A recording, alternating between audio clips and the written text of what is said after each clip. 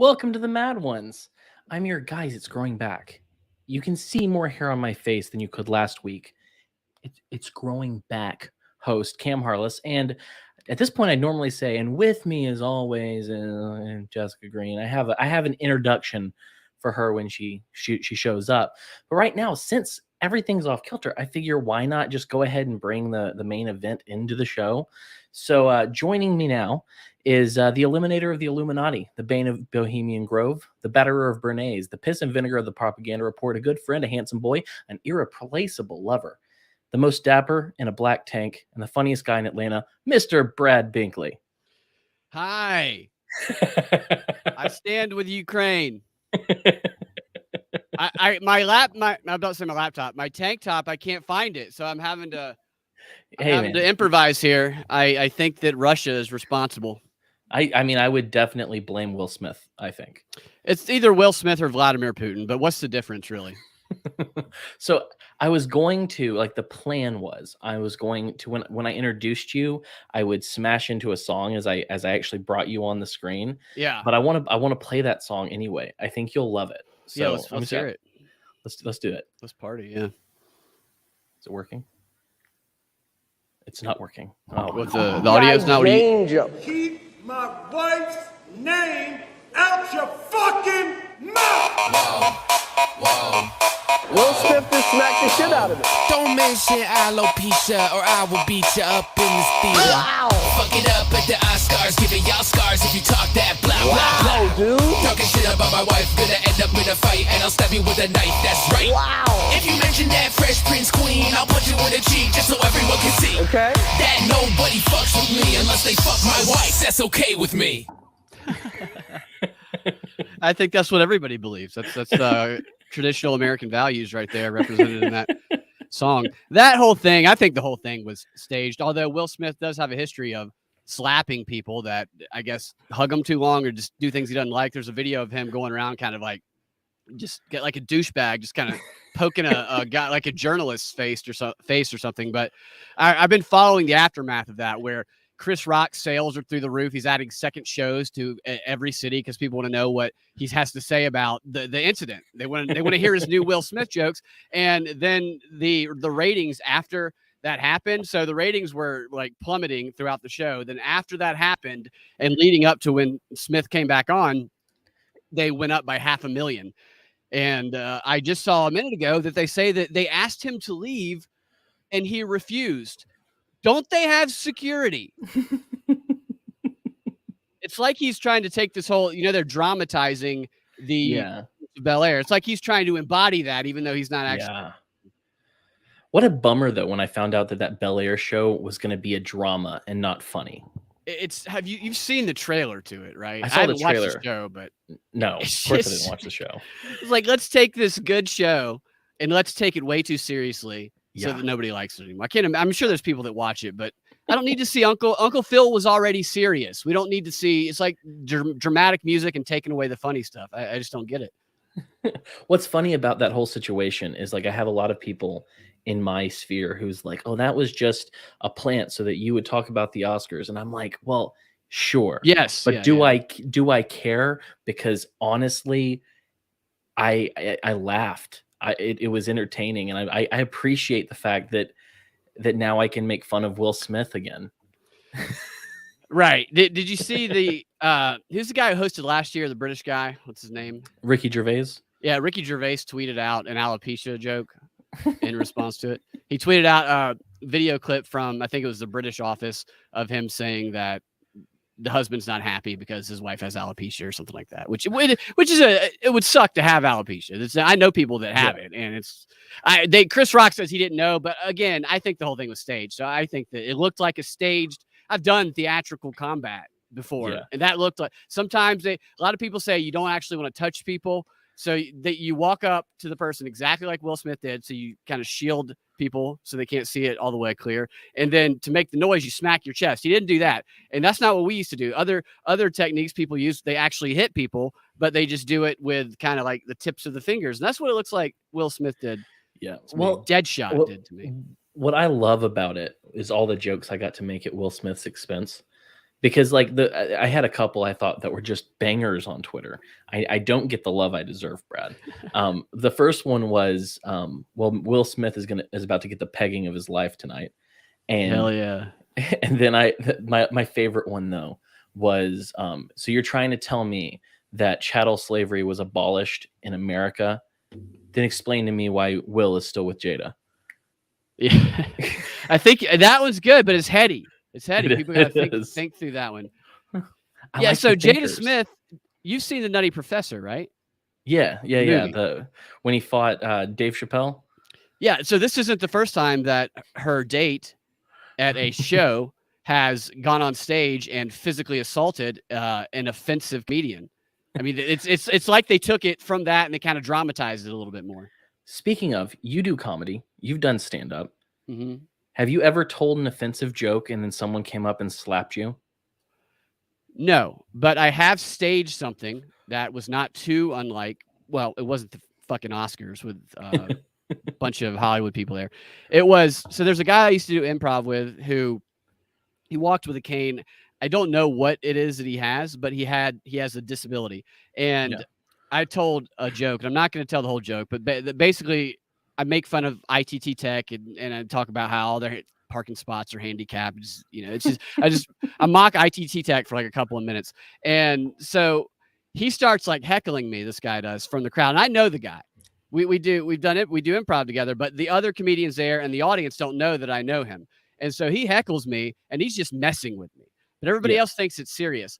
And so after that show, I pulled him aside very slowly because he has to gimp around. And I said, hey, come back next week, because the following week was April Fool's, and we were doing a show on April 1st, April Fool's. And I had a plan, and the plan was come back on that day and let's stage a fight just like this and just mess with everybody in the crowd. And he came back, and I gave him like a plastic football or something I had in my bag, and I was like, I'm going to do that joke again and throw that football at me and then come up on stage like you're going to fight me in the middle of the set. And I did it, and he did right on cue. He did it. He threw the football at me. He starts heckling me. It gets real tense in there, and everybody thinks it's real. And he starts walking up on stage very slowly, and I'm just like, "Come on, dude, let's not do this. I can't. I'm not gonna fight you. Let's not." So I made myself look like the dick, and then I pick up the mic stand like we're about to go at it, and the host of the show, who had no idea that I set all this up, dives up on stage in between us and was like, "Oh, that's April Fool's or whatever." And I was like, "Yeah, it is, dude." But like, so he like jumped in. He was terrified that it happened because when I started telling the joke again, I saw him at the light board going, like pointing at the guy, and it was great. Everybody thought it was real. And then we had another incident where are you familiar with WWE wrestling at all? I never watched it, but I see it here and there. There was a wrestler back in the 80s, maybe the 90s too, named Raven. And he had really, really long hair, and he kind of looked like the bad guy from, I think it's Iron Man 2. Yeah, I think it's Iron Man 2. Yeah. And so I know him, or I used to know him. I still know him. I just haven't seen him in a long time. And I did another show where I produced this show, and at the end of the show, I wanted to do some like crazy shit. And so I got him to come to the show, and I was like, just come up on stage I'm going to say something. I'm going to say that you're here. Everybody say hey to Raven. And then I'm going to say, because in wrestling, his thing was, what about me? What about Raven? Nobody cares about me. And so I was like, I'm going to notice that you're here, like a celebrity wrestler. And then I'm going to kind of poke fun at you. What about Raven? And you get really pissed off and come up here and whip my ass, wrestling style. And then I got a bunch of amateur wrestlers, like seriously, like 15 or 20 wrestlers. And this was like 250 people in the crowd. And I had them all over the audience. And so we start doing that. I start heckling Raven. I start talking to Raven. Raven starts talking to me. He starts walking. He rips his shirt off, starts walking up on stage. He showed me how to do the fake wrestling moves before the show. And he does this move where he slams me on the ground. And then the other comedians come up on the side, because I told them to. They were in on it too. Yeah. And they all come up on the side. And once they come up on the side surrounding Raven, all of this army of amateur wrestlers come up on the stage, and now we have a comedians versus wrestlers fake fight going on. The crowd was like, what the fuck is going on right now? It was great. Man. Well, I never watched wrestling, but you say Raven, and my brain goes to Brandon Lee in The Crow, right? Yeah. Yeah. And then in my so this is how my ADHD mind goes. I go to The Crow, which then goes to Sting. So it's just right back to wrestling. Mm-hmm. Right. Just full circle. We're back. We're back on this. And I don't know who Raven is, but that sounds awesome. Yeah. I met Raven at a Comic Con or something. Not a Comic Con. It was something. It was like one of those comic book festivals, but it was like a smaller one. And the show that I was doing at the time was called Astronaut University. And was it in Atlanta? Yeah, it was in Atlanta. Was it Dragon Con? No, it wasn't Dragon Con. It was a smaller Comic-Con? one. Yeah, it was something that was smaller.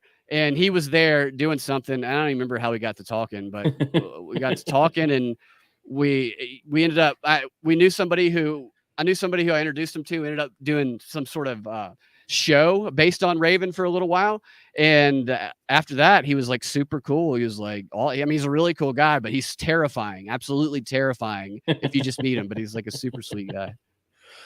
So I didn't, because Jessica wasn't here, because she went to church like a Christian on Wednesday night.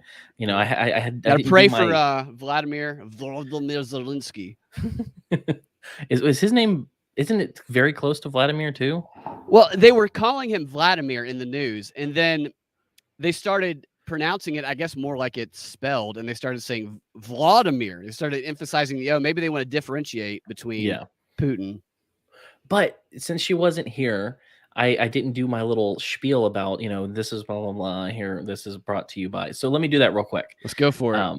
So just so you know, this show is 100% brought to you by the fans and patrons. So if you're in here right now, hit like, subscribe, and share the show with your friends. We have all sorts of topics we've covered. Share them with someone who might gain something from them. Also, join our Patreon for the occasional early episode. Speaking of, there will be one Friday for patrons. We're talking with a guy named Glenn Peoples. It's going to be our Easter episode. And if you want to see that early, join our Patreon, patreon.com/themadaones. We also do Zoom hangouts, parties, games occasionally. And if you want a shirt, wearethemadaones.com/store. That's it. That's all. So, hit like, subscribe, be a nice person. You're getting free Brad Binkley right now. Yes. Just hit the subscribe button. This, and I don't know if I told everyone who watches the show, but this is a standing date. Like you'll be here essentially every month at the end of the month, unless something happens and I have to swap you out with Monica or something. You're like, I'm too busy. Let me just grab Monica Perez. Yeah. I'll never be too busy for you, Cam, unless I need to stand with Ukraine, and then that's true. We need to be standing with Ukraine because they're like the Madison Cawthorn of countries right now. They can't stand for themselves. No, they are standing in the face of an evil oppressor worse than Hitler. I mean, honestly, Hitler would be just fucking breeze compared to Putin, all the stuff that he's doing.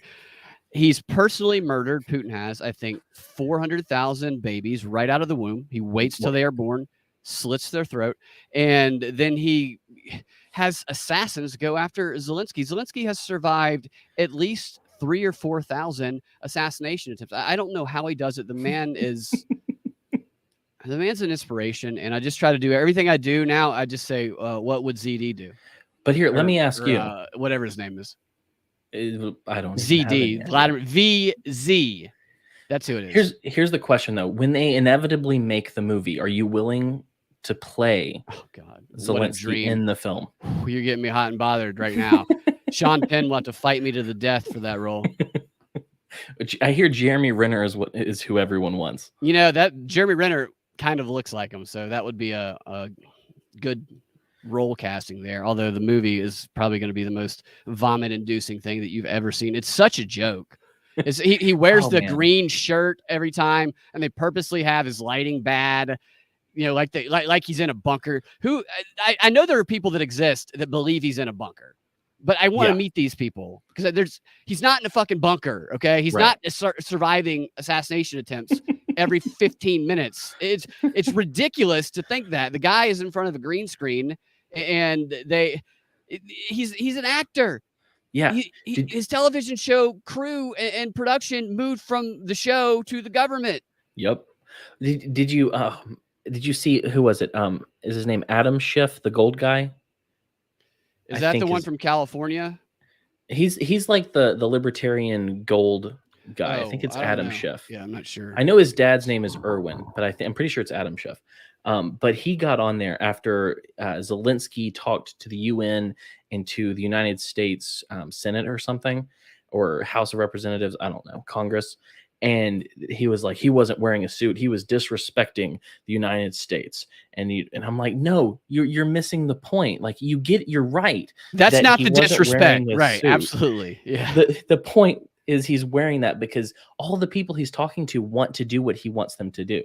They want that war. Dude, I'm thinking about selling some just cheap green army green T-shirts. I call them the Vladimir Zelensky T-shirts, and charging like $50 for them. Say they're commemorative, and you can, you know how much you could probably get for a Vladimir Zelensky worn T-shirt. They sell basketball jerseys. If you have a game worn jersey, you have to pay like $500 for it. You got to pay probably thousands of dollars to get a sweat-filled, unwashed Vladimir Zelensky green T-shirt. Yeah, well, Vladimir Zelensky's. Is tease. Yeah, he's a tease. That's right. He is a tease. But, the insult, by the way, to America is the lies. Is how much Peter is Schiff expecting fucking people to believe all this shit. That's the insult. Peter Schiff. Adam Schiff is the pencil-necked. That's what I was thinking about. Adam Schiff, senator is or something like that. He is the evil president from 24. Adam Schiff is. Yeah. Season 8. So it's Peter Schiff. So he had said that it was disrespectful, and someone was like, this is absolutely right. I'm like, no, you're missing it. All those people that he's talking to want to do the war that he wants them to do. He's not trying to convince them. So he doesn't wear a suit for them. What he's doing, he's wearing the suit and playing up this part because he wants to propagandize the public, because Joe Biden, who also wants to do this, needs the public support. Because if he does it right now, he could get a lot of flack if things go south. Absolutely. And then apparently I don't know if he spoke at the Oscars or not, but he was supposed to. And I'm like, probably dodging bullets or something. He couldn't make it. Did you watch the Oscars? No, the only reason I knew the Oscars were going on is because that Will Smith slap was trending on Twitter. It was a great publicity stunt for them. People are still talking about the Oscars, and I love the headlines. There was one headline that was like, Oscars ratings improved 56%, way up, or like hundreds of thousands of people since last year. But what they leave out is that it was still the second lowest viewed Oscars of all time, and last year was the lowest viewed Oscars of all time. Yeah, it's definitely a publicity stunt, but all I'm saying is, like, Will Smith didn't look like a hero. No. To anyone that's not like mentally handicapped. And it just showed, because I don't know if you saw the video, but you have this video where he's laughing at the joke. His wife makes a face, and the next thing you see, he's on the stage. It's like he forgot his cue. Yeah, she looks. Yeah, I saw that. I did see that. He was kind of smiling, and she wasn't. And it just makes him look like that much more of a weakling, of kind of a cuck. Yeah, I mean, his wife on a TV show talked about how she cheated on him and how they're in an open relationship. Like, you just look like you're weak. I don't know how this made you any. I mean, at least punch the guy. That if it were real, I would say that's the aggression coming out as opposed to the alopecia thing. And it's all bizarre. The whole thing was weird. He apologized to Chris Rock through Twitter or through Instagram, and that was his apology. And Chris Rock hasn't apologized yet. I know, because Snopes did a fact check. They said Will Smith has apologized, but has Chris Rock apologized? No, he has not apologized yet, as though he is expected to. But I don't like Will Smith because I used to like him on Fresh Prince, and I think he's a good actor. I do think he's a good actor, but The Pursuit of Happiness is incredible. Yeah. The thing that annoyed me the most was him singing, getting jiggy with it at the end, recorded in front of all the other celebrities. It was cringeworthy to watch that. Did you see Jim Carrey coming out against the violence? I did. I was talking about that earlier. Yeah. And he was talking about how, this shows that, I think, did he use the word unstable?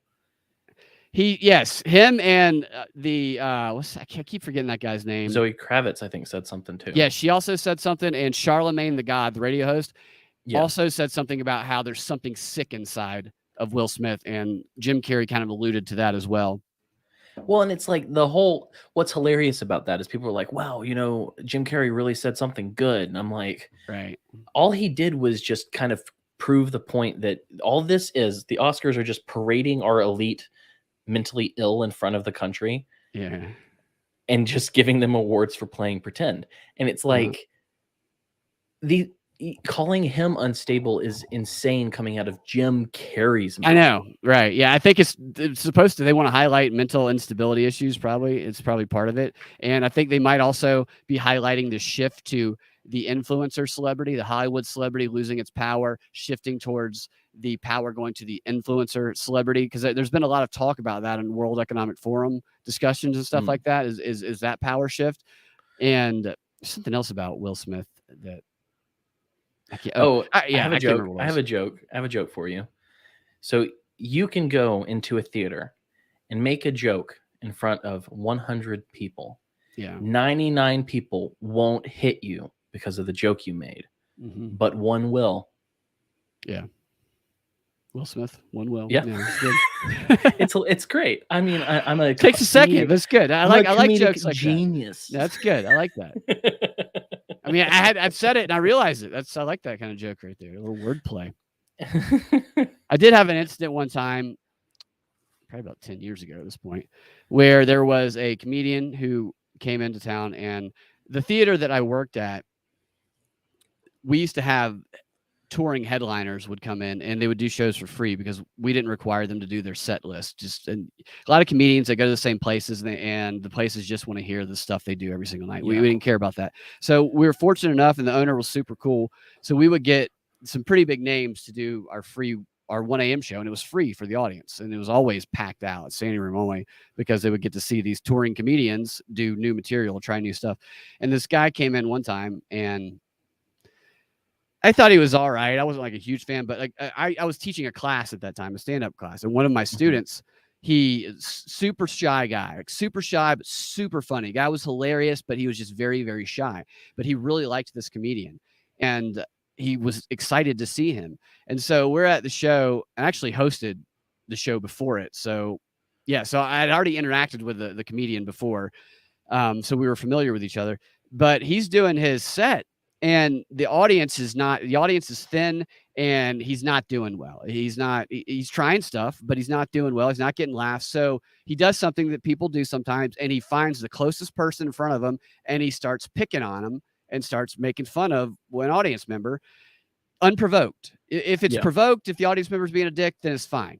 That's when you can do that. But when it's unprovoked, you're kind of a dick. And this was my friend, the guy who's in the class, who I know is like a super shy guy, who I know really was looking forward to see this guy. Now this guy who he was just excited to see is mocking him and making fun of him in his seat. And it was bullshit. And so I had a little bit to drink, and so I started heckling him. And and at the time, I had an injury, and I was walking with a cane at the time because of a bad injury I had. And so I was like, and he started making fun of my cane, and we just started going at it and shouting at it until they had to take me upstairs and kind of cool me down. And he finished his set, whatever. And it was really cool because after I did that, the other headliner, which I think was, his name will come to me in a minute. You're probably familiar with him. He got up on stage, and he sided with me and in the theater, and he tore into that guy. And I was like vindicated, because I was like, am I an asshole for heckling this guy for doing this? Did I have too much to drink? Yes, I did. But I felt like I was justified, and everything felt justified because he did that. And then like a year ago, I saw this guy at a comedy club that I knew I'd seen him before, but he was like, hey, you're the guy that started yelling at so-and-so when he was being a dick. And I was like, yeah, it was an audience member from that night who remembered it. I was like, right. Wasn't he a dick? He's like, yeah. I love that you're wearing our shirt, and it's getting the green, it's getting the chroma. And so you can just see right through you. Yeah. It's just lovely. I'm translucid. Yeah. One of the things that we were going to do, and I had asked Jessica, I said, how long into the episode should we do the AMA? Because I was like, let's make this fun. Let's throw some AMA. We'll also talk about whatever else after that. And she said, wait until about 30 minutes in so everyone can get in there and be there. Let the stragglers come in. Yeah. And who's the only straggler I don't see, Brad? Talking about Jessica right now. I am. I'm calling her out. Did she? No, did she just she was at church. post it? Yeah. What is she doing there? How long does church have to be? Can't you just go in? Don't you just have to be there for a few minutes just to make appearances? I mean, I don't know how it works in the Orthodox Church. I think you have to eat like the heart of a lamb or something before you leave. Right. Of course. And so, usually, yeah. I think. Are people on their But- cell phones in church right now? I haven't been to church in a while. I should probably go. I do pray. I do believe in the power of prayer, but I have not been to a church in a while. Are people on their phones in church these days? Oh yeah. Oh, for sure. Yeah. Well, and it doesn't hurt or help that there are so many Bible apps, which are great resources. Ah, I see. But at the same time, anyone can be on their phone and be like, "Hey, I'm just reading the Bible." Yeah, totally. 'Cause they're telling what they're looking at on there. But what I did, unbeknownst to Jessica, is that I decided our AMA should have a face rather than just me reading off questions. I thought, let's have a friend of the show, someone who's been on before, actually come in and ask us the questions. And so I have idea. Whip and Spoon hanging out in the bottom, about to ask us these questions. And Jessica will show up. So no Jessica specific questions yet. So let me ask you this. You say Whip and Spoon is hanging out in, I guess, like the break room or green room. I can't see Whip and Spoon. Is that what feature on StreamYard enables people to do that? Well, see, since you're not like controlling it, it's just the bottom. He's in the bottom part of my screen. Oh, so only you, because yes, right. Because I'm used to logging in through my account. So only the host can see people who are at the bottom. I did not know that. Yep. So I can see him. He's been sitting there for a minute like a good boy. And I'm going to let him out in a second. But what I wanted to say is we did get a bunch of questions. And so we have a lot to go through. But if you're in the chat right now and want to throw in some questions after we're done with the list, I'll pop those up as well. And we can hit those. But welcome back to the show. The most handsome farmer that you'll ever see with the manliest hands that you'll ever feel. The almond man himself, Mr. Whip and Spoon. Hey, buddy. How you doing? Hey, Brad. I'm well, thanks. Yeah. Those hands, are they as manly as Cam says that they are? They do look, yeah. I got all the glue off of them. I stayed in the shower extra long, and I got all the PVC glue off of them. Yeah. So, yeah. You can always tell who works hard by the feel of their hands, you know? Well, people work hard just in different ways. Right. People work hard at things they do. Hey, dog. He's just trying to make me feel better about the fact that I don't work with my hands. That's not true at all. That's not true at all. Okay, so I have an official clipboard and everything, and it's like these things are double-sided, fellas. So you want to like you like them, Cam. Fire these off.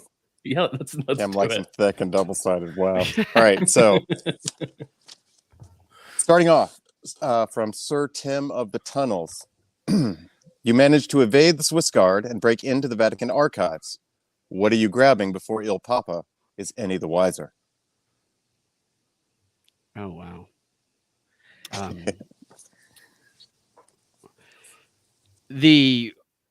Some holy water is probably in there that works, not some of that late night stuff. Probably get some of that. If you've ever played Red Dead Redemption, I'm just imagining breaking into somebody's house like it's the Vatican and you just start grabbing up the things you're allowed to get. Definitely some of the secret scrolls and whatever the classified stuff is in there. Although I don't know how much I want to know from the Vatican. Honestly, I think it might be so terrifying that it might change my worldview altogether. I might want to get that secret list of all of the sexual predators that are in the Catholic Church, just so that I can have a list to send to certain people on 4chan and see what happens. You think they have the list in there of everybody? Has to be there, right? There has to be a list there. Black Book of the Vatican. What is that? What is it called? The Spear of Destiny? Is that what the piece of wood that was associated with the cross? Oh, the spear, the one that, what was that in? There was some movie that they talked about that in. Was it an Indiana Jones movie or something? Maybe it was in some TV shows too. But it's the one that like pierced the side of Christ when he was dead on the cross, and water and blood flowed out. I'm assuming I think it was an Indy. No, was it Hellboy? Indiana Jones. Was it Hellboy? Probably.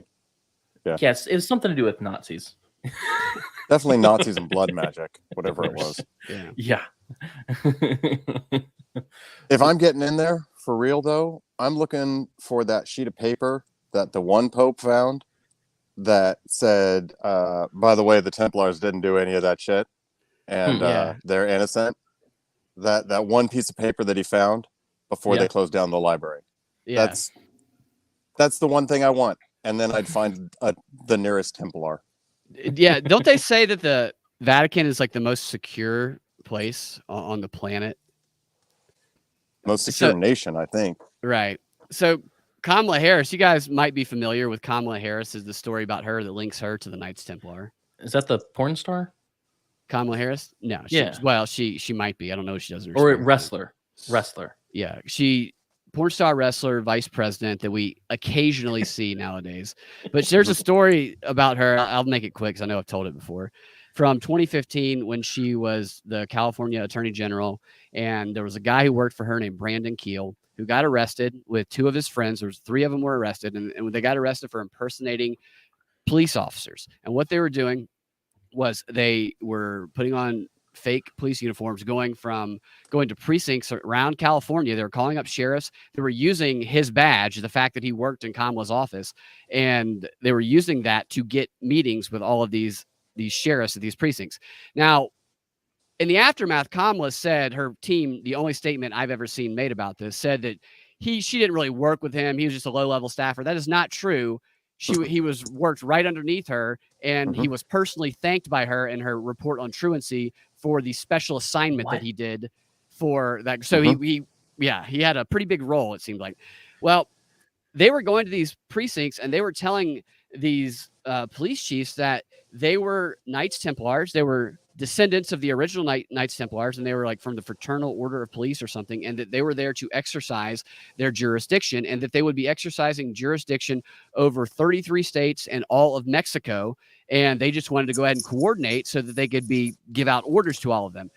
And they did this to a lot of people, and then they also were having house parties where they had a bunch of police cars that they used to have outside, and dozens and dozens of people, the neighbor said, where they routinely dressed up in these weird Illuminati-like outfits. And there's photographs of this one guy's, Brandon Keel's buddy, who called himself the Grand Master of this fraternal order. And he's pictured with Bill Clinton. He's pictured with, what's that old black senator? Not Lewis? the really old one. I can't remember her name ever. Maxine Edwards? Waters? Yes, Maxine Waters. They gave Maxine Waters an award, and then there's the female who was involved, and all 3 of them had charges pressed against them, to make a long story short. And only one of them went to prison for a little while. And that was the woman, the girlfriend of the Grand Master, went to prison for a little while. And the investigator said that she really was just tagging along and didn't do much. The reason the other 2 didn't go to jail is because, on like a weird technicality, shortly before his trial, they said the evidence gathered about Brandon Keel, who worked directly under Kamala, was tainted, and they didn't have a warrant. So it feels like she helped him out a little bit there. His social media activity stopped dead in its tracks on those dates, and he is not. I can't find any information about him since then. And this other guy, the Grand Master, had put out a bunch of YouTube videos, like 7 YouTube videos that had like less than 10 views when I found them. And I don't know if they're still up, but I haven't saved on my computer. But in these YouTube videos, he is calling for President Obama and Kamala Harris to help him, because he says a hit has been put out on him and he is going to be killed.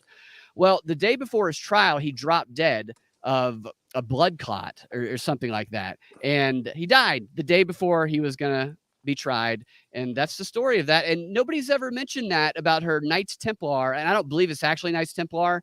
There are some weird photos of some ritualistic shit on these guys' Twitter pages. I think they're just saying that they were that, but Kamala's never spoken to that ever. It's the most bizarre story, and it's all in the San Francisco archives, our newspaper archives right now still. I cannot remember what podcast I heard that on. I have heard that story. And yeah, dude, it's always 33. It's always 33. Right, I know, it's always 33. It's always 33. Yeah. All right. So, gentlemen, next from the green board, Quest Fanning says, I've been seeing these Twitter ads for We Crashed. Any idea why Jared Leto is biting off Brad's look? I think Brad wears it better. We Crashed. That's a Jared Leto movie. I guess. How awful is that guy now? Not great. So he was a singer, and then he became the Joker, and Well, he was like an actor. He was in Fight Club back in the day.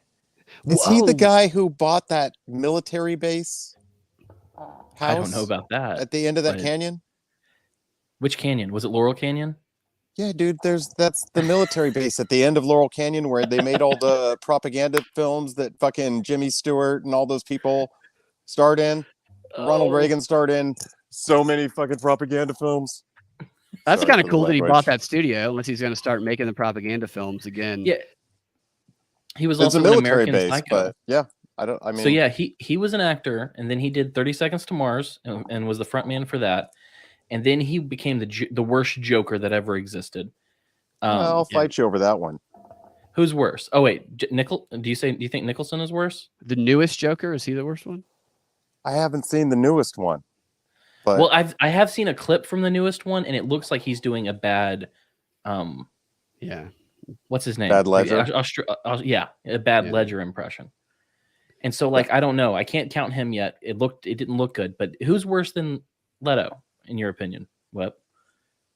oh well, I preferred Leto's take on it because it was a completely balls different take.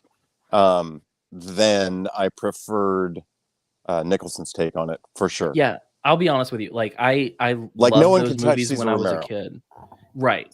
I mean, I loved the movies as a kid, but like the Joker, Sure. Jack Nicholson, like if you've read any comics, doesn't make any sense at all. Yeah. Like it doesn't work. It's fine. It's fine. Yeah. It's fine. Yeah. It's fine. Yeah, So but Jared thank you, Leto, by the way. He's got a awful. similar haircut to me in that trailer. And yes, I appreciate that. And there was a story about him when he played the Joker. Now he said it, then he retracted it later, like much later, where he would trying to get into character. He would send castmates like really nasty and creepy shit. Yeah. Really like used condoms and stuff like that to, I don't know if you need to go that far with your method acting. Yeah. Like just What a would the weird Joker take on do? Yeah, right. I know the Joker would definitely send a used condom to somebody. I don't know if that's a Joker. I his don't playbook. think so. It's not super funny. It's not as funny as it could be. So this next one from Sir Tim of the Tunnels. And does Team Tank Top, looks like you both fit on that one, regret their decision? Does Team Tank Top regret their decision when Team Banana Hammock was on the table? I'm not sure what's exactly going on here. Team Should I Banana explain the Hammock. tank top thing? Yeah, we started wearing. We both wore tank tops one show, and then it just became our thing.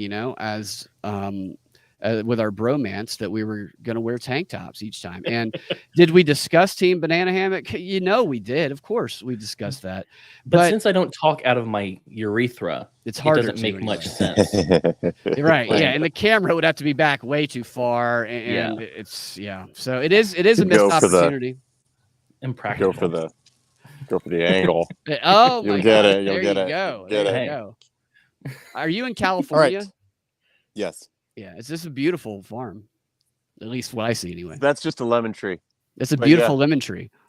Thanks, buddy. Thanks. We put some out by the side of the road. Yeah. And my girlfriend was going to put them in a cardboard box, but we didn't want the dude to mess up the box. So Yeah. she put them in one of these big clay pots and with a sign that said free Meyer lemons, take some. And then they were there for a day. And then the next day I came home and someone stole the damn pot. So nobody else, Fuck. What is this? nobody else gets lemons. What an asshole. How are your- Rat bastards. How are your pineapple? Everyone. How are your palm So- trees? Dude, I had, right? I told you, right? The other night, I told you, I was like, I got 5 more of these fucking palm trees. I came back Monday and someone stole my fucking palm trees. Like, what the fuck? Stealing art, fruit, and Stole palm 5 tree palm thieves? trees. You're They these did leave really a pile of healthy yard thieves. waste. Yeah. They left me a pile of yard waste down by one of my fields. So I guess it's like a trade system going on. This is bullshit. Yeah. From Ryan Burgett. When is Cam and Brad's swimsuit calendar coming out? Right after the fireman calendar we're doing. Gonna be Right after the fireman. exclusive only though. Patreon only for that. That's pretty X-rated, I think. Cam, have you found my? I told you when I did I did do an underwear shoot one time in my life, and I gave you that. You weren't able to find it, so I don't know if you. I heard if it's about that. findable. I think I heard about that. I tell everybody I see. Yeah, so you could do a Daniel Day-Lewis, by the way. I think for if you ever wanted to dress up like Daniel Day-Lewis. What he's saying is that you can drink his milkshake. Of course. No? Me? Yeah. Oh. I can't do Daniel Day-Lewis. I can do Zach Galifianakis. I'm kind of blushing right now, fellas. I'm kind of blushing a little bit. Yeah. Oh my. Oh my. Oh my. Woo! Let me just fan this off. What conspiracy from Josh? I'm moving this right along. From Josh, Iowa and Cap. What conspiracy theory is too wild for y'all? Like, you're like, really? Like, you're like, whoa, nobody is that red pilled. Okay. So what conspiracy theory is too wild? What do you think, Cam? Well, it's hard because, like, when I think of conspiracy theories, I've spent enough time with you and doing my own show with several like conspiracies that actually happened. So it's like hard for me to say because I want to say QAnon, but I know that's a psyop.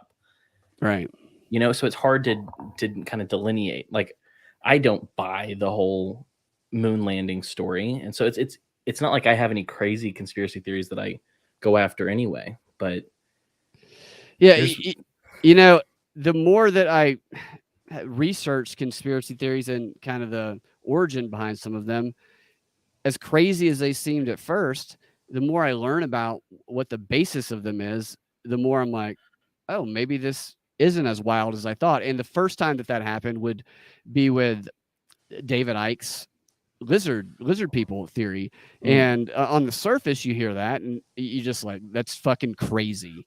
But then if you listen to what he says and you listen to his reasoning, and I'm not saying that I believe it, I'm just saying it's not as crazy as it seems when you just hear it after you've heard his reasoning and how he gets there. So I would say that is probably one that is probably the biggest stretch for me, but I'm not saying it's not true. I'm not saying it's true. I just think that we don't know what the F is going on with a lot of things, really. With the lizard people thing, like I don't believe, like I haven't read or listened to what you're talking about with his rationale, but like just on its face, I can say that I can believe it in a specific way. Yeah. But not in the way that most people mean it. Like you hear shape-shifting lizards, and for me, my initial reaction is, oh, Star Trek, that ugly-looking guy kind of looks like a penis, and he changes into things.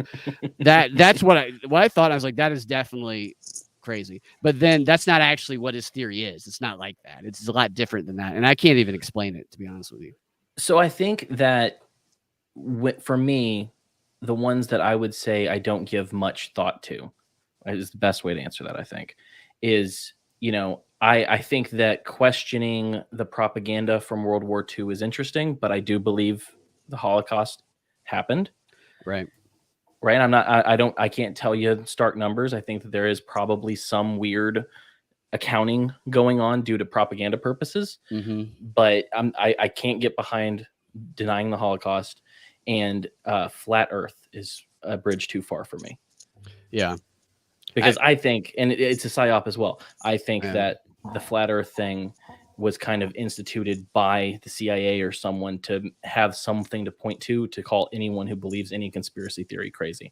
Oh, they're like those flat Earth people. Now it's like, I don't know if I trust the election in 2020. They're like, oh, you're fucking crazy, you lunatic. That's what they try to associate people with on that now. But so the Nazi World War II, all that shit.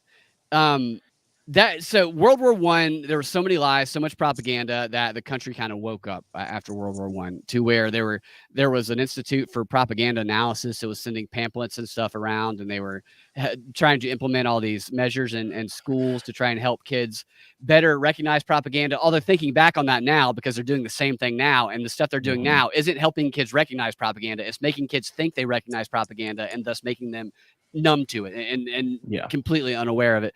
But leading up to World War II, they they stopped doing all that anyway. They cut off the funding to that institute.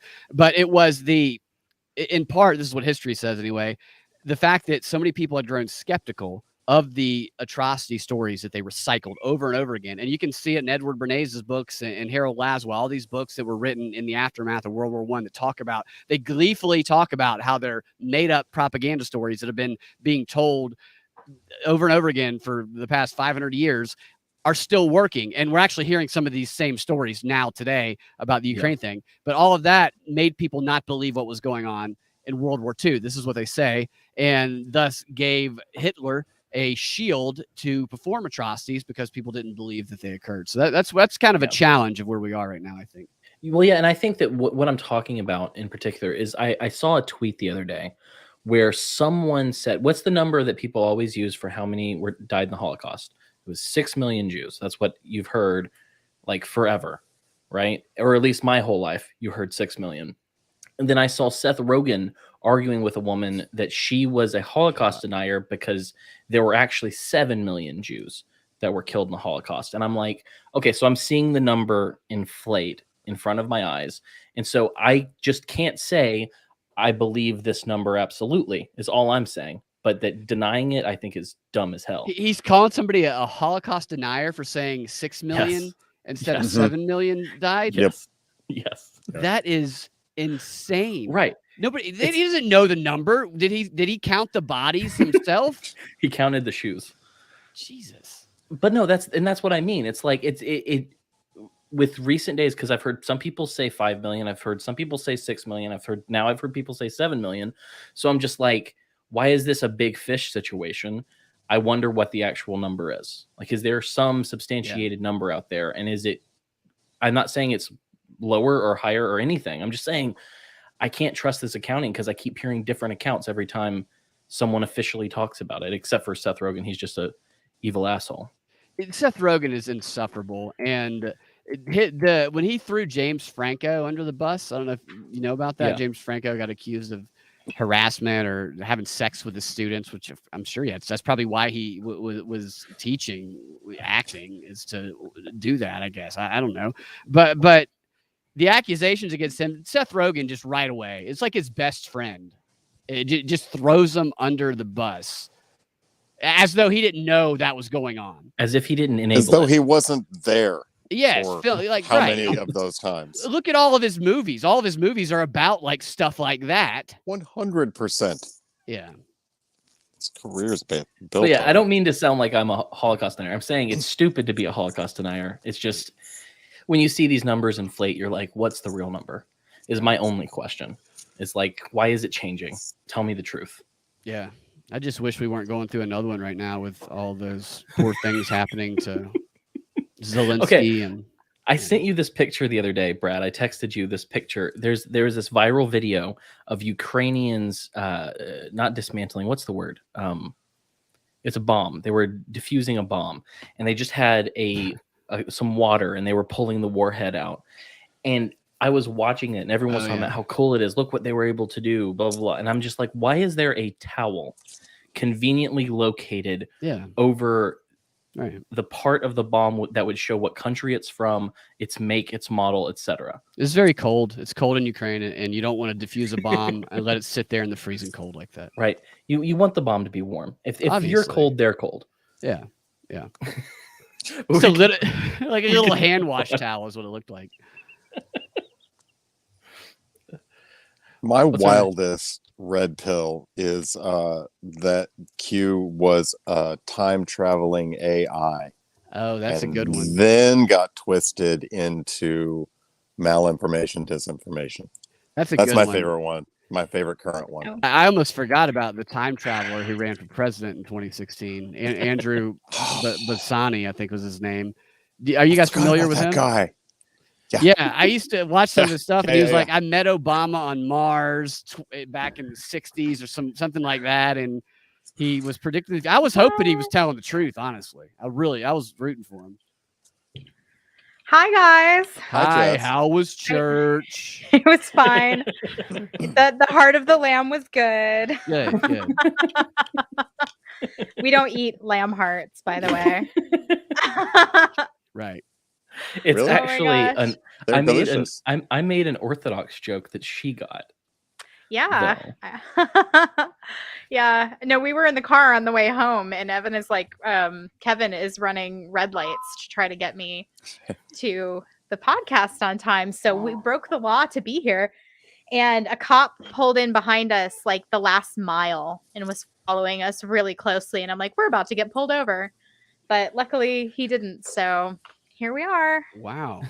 So he just pulled off and didn't pull you guys over. Yeah. And, like, truthfully, we broke a few traffic laws getting there. Yeah. So he would have been within his rights on some level to pull us over. But Do you want to decided answer not that to. question before we move on? So I was running up through the house. I didn't get the last question. Last question was, what conspiracy theory is too wild for y'all? Like, whoa, nobody's that red pilled. Right. So flat Earth is like Yeah. pretty obviously dumb. I know that Cam already said that, but like, if you know anything about how like planes take off, how satellites orbit the Earth. I mean, a lot of this technology doesn't work without a globe.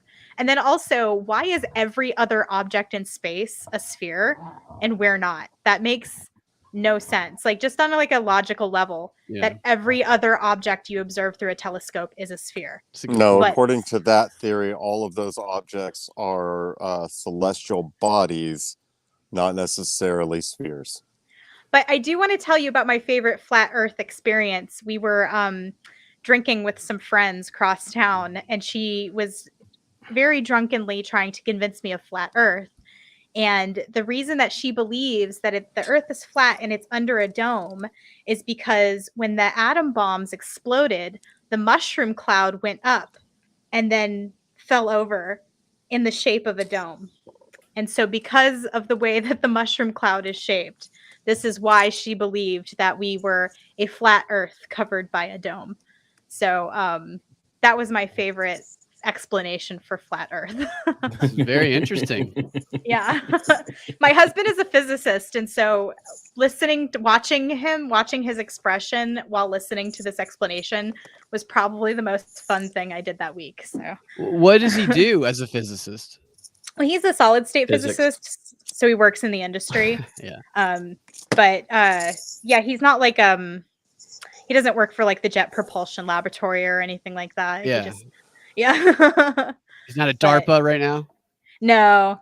We'd have a nicer house probably if he said DARPA. Congratulations. I saw it was your 10-year anniversary. Is that what it was? Yeah, it'll be in October. The pictures that I put up were from our engagement. Oh, okay. So they came up, we got engaged this month 10 years ago, and then we got married in October of that will be our anniversary for 10 years. Me and my wife, and this is definitely a different situation than yours, but close. 9 years ago, we met in April and got married in October. Wow. That's quick turnaround. That's really quick. Yeah. You guys Yeah, got when 2 you babies go. by February, right? They come out Yep. 2 at a time with Yeah. Cam. Yeah. Did y'all hear the song that I played at the beginning? No. I was still in church at that point. Okay, well, I'm going to play the song for you again just because I think it's incredible. It's a good. Did you enjoy it enough to hear it a second time? Yes, I enjoyed it. Here you go. G.I. Jane joke. Keep my wife's name out your fucking mouth! Will Smith just smacked the shit out of me. Don't mention alopecia or I will beat you up in this beat. Fuck it up at the Oscars, giving y'all scars if you talk that blah blah blah. Wow, dude. Talking shit about my wife, gonna end up in a fight, and I'll stab you with a knife, that's right. Wow. If you mention that Fresh Prince Queen, I'll punch you in the cheek just so everyone can see. Okay. That nobody fucks with me unless they fuck my wife, that's okay with me. That's the best part. Is the end. Oh God. Dude, That's great. holy smokes. Yeah, there was some NFL player who tweeted something like, "Man, Will Smith is brave. I never would have stood up for someone else's girl like that." I will say that came from the TikTok account at JCU Raps. So attributing that, I think, is important. JCU Raps, that slap, bro. Yeah, right. again, I think the mental health that was really displayed there, because it was him rapping at the end at the Oscar party getting jiggy with it in front of all the other celebrities. And he's just like, that was the disturbing that Will Smith's got some weird inner shit going on moment for me. I think the funniest and most irreverent responses that I saw were, like what the last year or two, the hashtag has been Oscars so white. Right. And because, oh no, there are not enough black people at the Oscars or whatever. And then people going, is it black enough for you yet? Oh my God. Oh my God. Dear. Did you see them shouting out gay? It was, of course, Amy Schumer and I can't remember who else, but they all got up and they shouted out gay over and over and over again in defiance of the Don't Say Gay bill, which isn't called Don't Say Gay. Yeah, I talked about that on your show with Monica. So are we allowed to call stuff gay again? Is that the deal? Yeah. That was their activism. They shouted gay to a very uncomfortable crowd. And Right. I think you're only allowed to shout gay at Florida. Yes, exactly. Bring it. No, I was going to say, Whip, you don't have to read any of those questions in order. If you think one's more apropos to the conversation, just go ahead on those. I'm going to just read the last one on this page, though, from Ryan. Okay. All right. So Russell Brand, friend or foe? The dude unironically shares content from Jacobin, yet he very often speaks the truth that nobody else in his industry wants to mention. You think he's a limited hangout, Brad? I think that if he's not intentionally a limited hangout, then he might unintentionally be a limited hangout. Honestly, I think we could all unintentionally be limited hangouts. Yes. I haven't watched much of his content, but some of the stuff that I have seen, I don't disagree with it. And, he's a funny guy. He's a charming guy. And so it's good to have him saying some of those things because I think that he can get some of that information to people who otherwise might not have gotten it because of him delivering the message. And maybe he's got some connections. I saw a picture of him. I don't know if it's doctored or not, but apparently with Klaus Schwab or something like that. But also being in a picture with Klaus Schwab doesn't necessarily mean that you are sucking on Klaus Schwab's D. It just might mean that you didn't know at the time. So I always look at it with a hint of skepticism, I guess would be my answer. Yeah. That's healthy, I think. To like anybody who's got that sort of like level of fame or that, right. Just kind of, you want to hold them at arm's length because they could always be just a very scripted person who's built to gain your trust. And it's great that he's saying some things that I could agree with. Awesome. I'm glad you're putting out that message. But at the same time, you're still part of that group. And I just, I don't trust you. I'm sorry. It doesn't he seem like such a sexual deviant at the same time? He was. He seems like he wears yoga pants. As a man. He was addicted to heroin, or I think heroin, probably some other drugs too. And he went through rehab, and from my understanding, he's clean now. But back when he was addicted, he talked about being a sexual deviant in some of his shows. Oh, so I remember that joke about the threesome. Yeah, like chasing a guy around trying to. Yeah, he's done some weird British shit, I think. And he that's enough. Right. Just being British alone is enough. Yeah. He also, at the day after 9/11, he was hosting an award show. I think it might have been on MTV. I can't remember exactly, but he came out dressed as Osama bin Laden the day after, which is touche to that, I guess. Yeah. Well, I really admire Gilbert Godfrey because he also hosted an award show like the day or the week after 9/11, and he told the Aristocrats joke. He is funny as shit. I always respected him for that. He's one of my favorite comedians, and so I can't. Saget, fucking your mother. And I guess how he starts his fucking jokes. Right. The dirtiest line you can think of. I always have to put my hand over my eye when I try to do an impersonation of him for some reason. And I don't know why that is. Why are we walking? Like I don't. Or hearing him speak and thinking of the parrot from Aladdin. So it's like the parrot from Aladdin has a really dirty mouth, which makes it even better. The worst mouth. Yeah, I love the roast that Gilbert Godfrey does. He's great at it.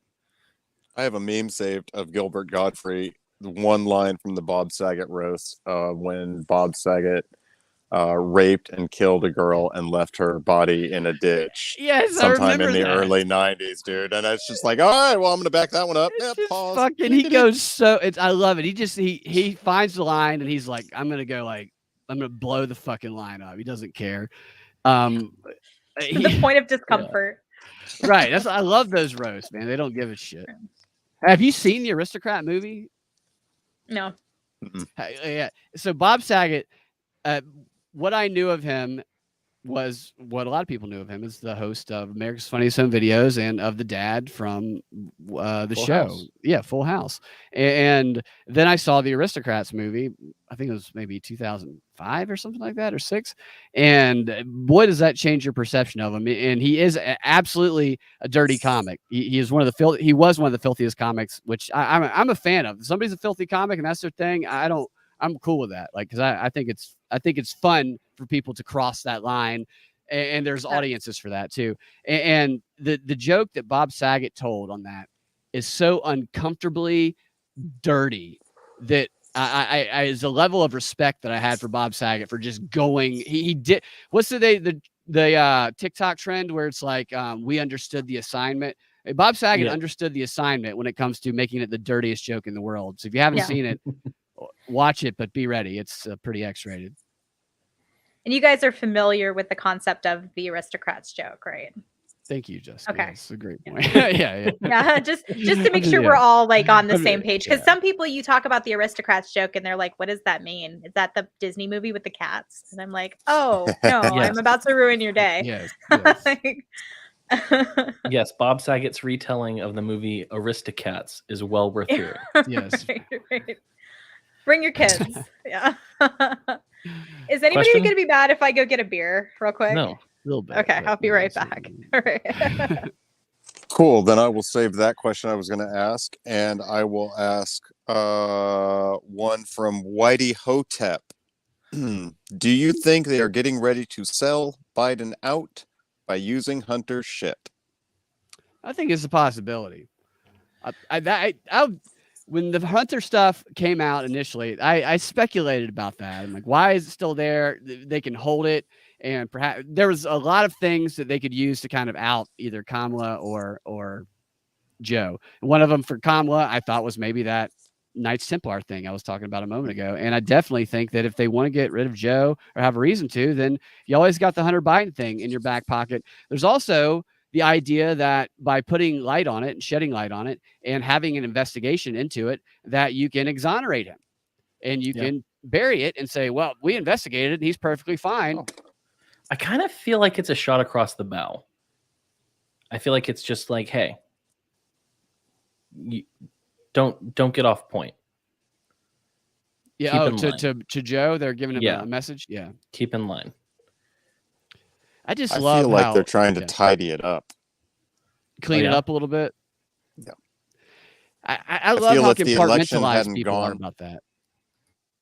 People don't care. People will be like, yeah, but Trump Jr., he donated a bunch of money to this racist cause, which may or may not be racist. But then they're like, they just don't. They can separate in their minds this fucking Hunter Biden laptop shit with everything else as though it means nothing, as though it means absolutely nothing when you look at it. And in the video, there's like Russians who were handling him for like 24 hours or maybe I think it was 48 hours while he was on a bender in Las Vegas. There, what may or may not be underage girls there. There's Malik Obama's credit card mixed with some cocaine on it. I mean, there's some fucking wild shit that would make him like the most compromised person on the planet. And people who like Joe Biden or who hate Donald Trump are like, you're fucking racist for even saying anything about that.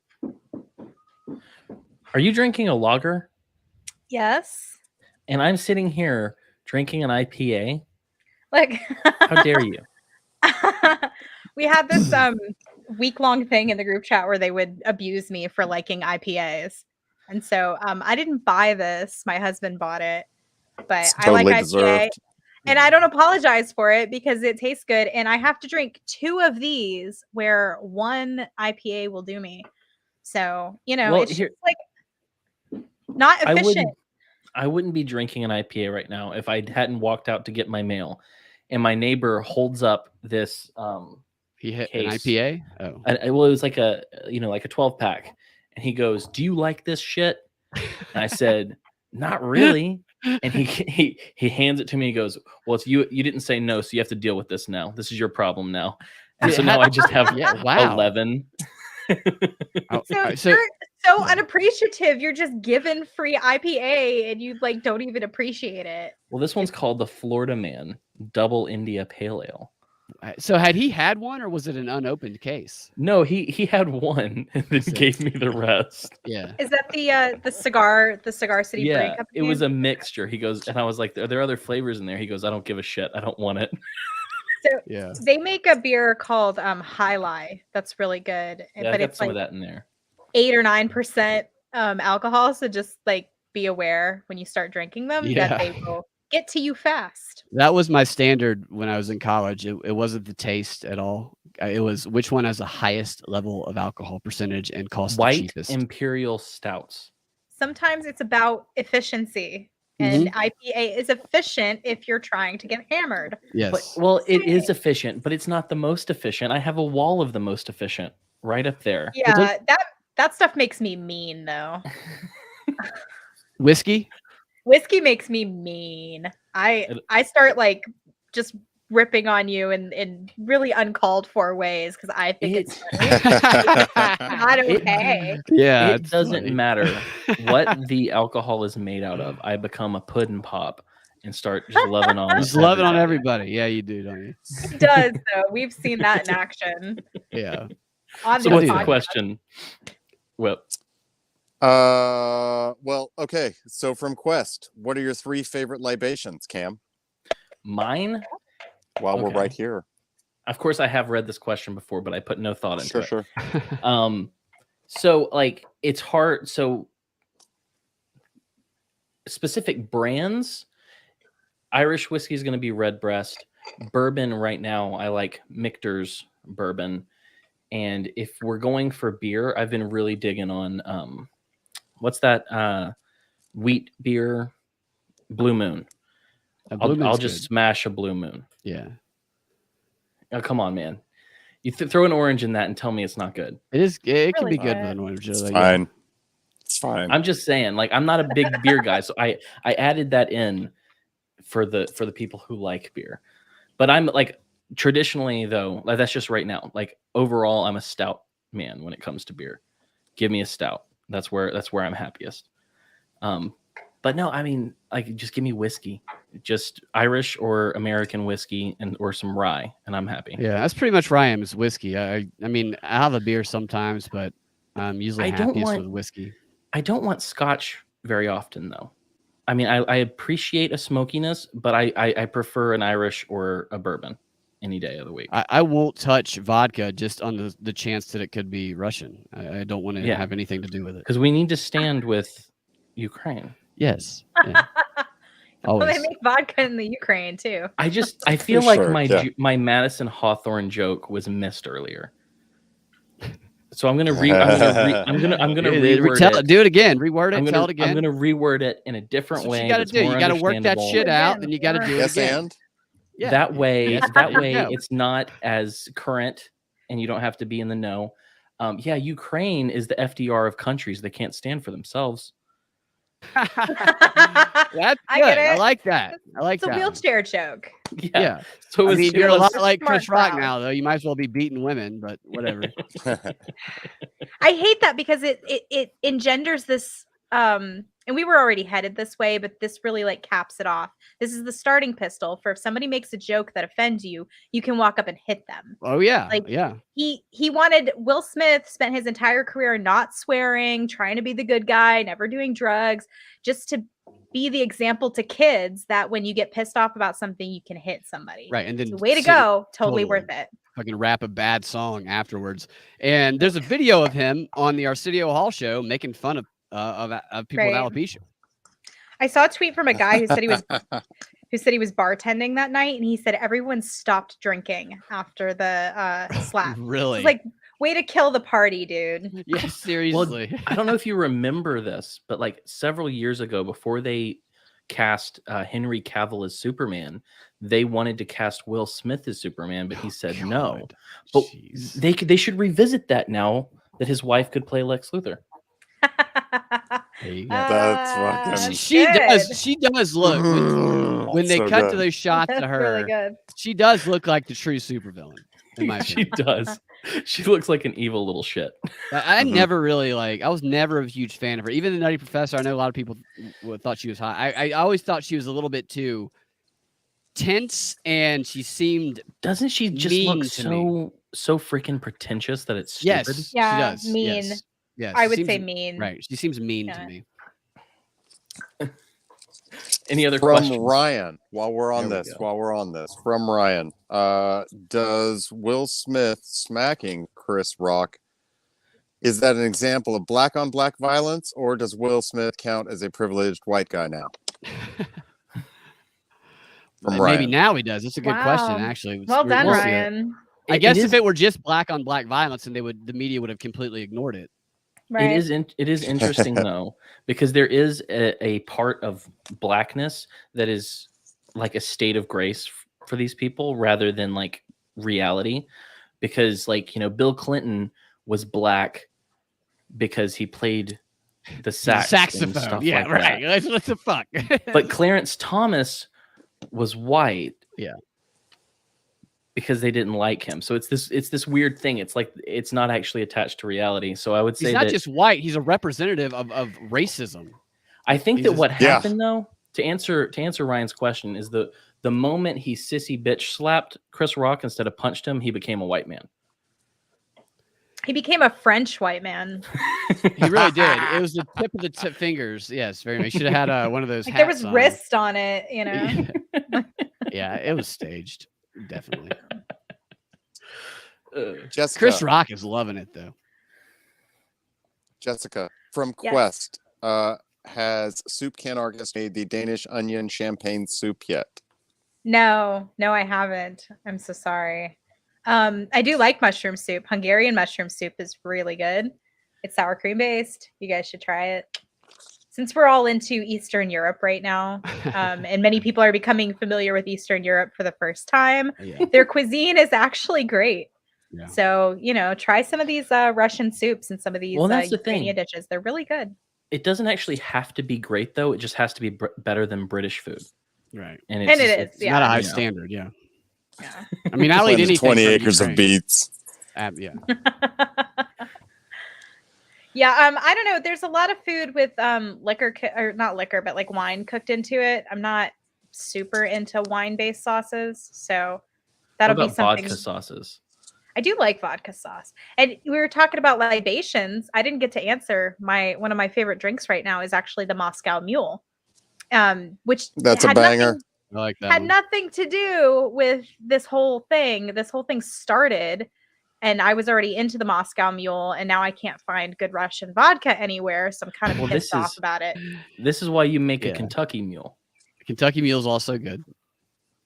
With whiskey? Same Yeah. idea, but with What's your bourbon. cousin? So ginger beer and whiskey. Yep. Ginger beer and- Interesting. and bourbon. That's what I usually drink is the Kentucky Mule. Okay. All Yeah, right. they're I'll give good. I'll give it a whirl. Yeah. I love have it. Like, the- yeah.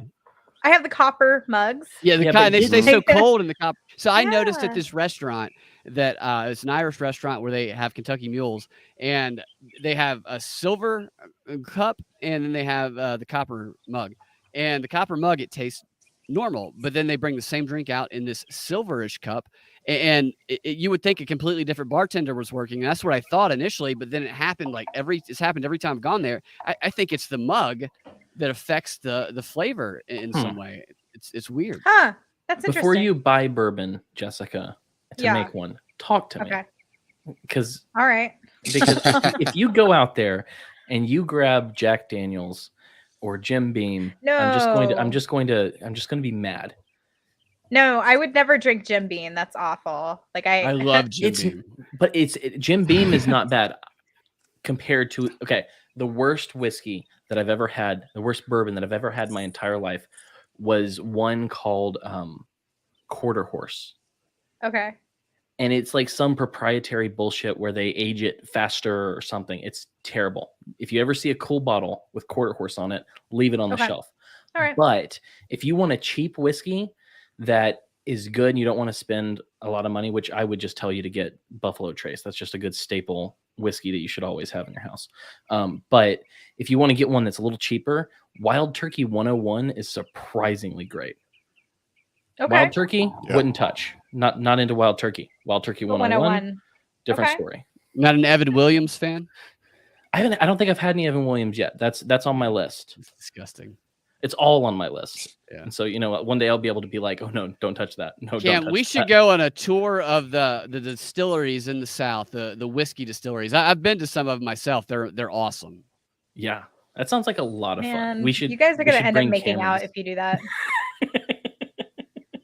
Probably, but yeah. Maybe. I mean, I want to go. I want to go on that trip, not to be your gay training wheels, but to film it when it happens. she wants to be our hag. Yes, definitely. I want to take pictures for course. Instagram when it happens. We'll live stream it, you know? Yeah. Well, any other questions? I know you, Well, you while got one you're- waiting. While you're liquored up on your favorite libations, John from the Porch Boys would like to know, what's your favorite felony to commit? Tax evasion, is that a felony? Oh, most Probably. definitely. Yeah, I mean, like, Probably. I think I do that. I don't do that. I'm just joking. Accidentally, if I don't. did it, yeah. But no, for real, I'm a online pirate. Like that's the one I do the most. Oh yeah, you take you download Yeah. software and stuff, Yeah, or maybe you do, but you don't really. yeah. I've never downloaded anything illegally. Why would I do that? I could buy it. I could buy a Blu-ray, That'd be the best. or I Yeah. could just have a Totally. whole stocked hard drive of every movie I want to watch ever for free. I mean, I guess disorderly conduct is a felony. I've probably committed that. I know I've committed that before, not at a felony level, but I definitely had before. I when I was younger, I like to take like movie posters, just whatever I would like to see what we could take out of places until they said something. And you know, it'd be like a stand with a Sonic the Hedgehog advertisement thing that was like bigger than the door. I'd be like, let's take that and go put it in our dorm room just to see if they would catch us. And they never cared because it's just a piece of shit sign for a movie. So I guess theft, although I That's don't the like theft. stealing things, but it was just that's shit you did in college, really. I had a friend in college who would steal the doormats from restaurants. So like in his dorm, he had like Ew. 7 or 8. Like he had like an Applebee's and a Chili's and a Oh yeah, you start That's so collecting. fish gross. grill. Disgusting. No, definitely. Like if you've ever worked at a restaurant, you would know how disgusting those things That's are. the And you would never grossest thing. touch them. Yeah, it's really gross. Just But he would covered in what he those. would do. He was a weird dude. He Oh. would get them. He had a cleaning thing, like a steam cleaner. He would steam clean them, and then he would just put them all over in different places. In his dorm room, or Yeah, put he them would- in different he'd- places around the Well, no, college or wherever he was. he'd put one outside the door, and then he'd put one like like when you're brushing your teeth, that mat, Yeah. and then outside of the shower. Like it was just like he'd swap them out for the different ones that he owned. That'd be great if he stole them, steam cleaned them, and took them back to the places he stole them. That would be so insulting too. Like, oh, Here's man. the bucket full of junk I got out of your rug Yes. and your rug. You're welcome. So if this is something for the kids, if a bartender offers you a free shot at the end of the night, it's imperative for you to know that they have taken the mat that they've been pouring drinks out on all night, and they've poured that mat into a shot glass, It's a and well they've now shot. offered it to you to see if you'll drink it. And you know it's Guess free. what? You will get drunk off of it, but Have you ew. done this? Me personally, I've never done it. I've seen it done, and I've known better not to take the free shot. God. Yeah. I had friends and they told me, don't drink that. So Do they I'd like pick to somebody encourage who's a jerk, or is it just anybody?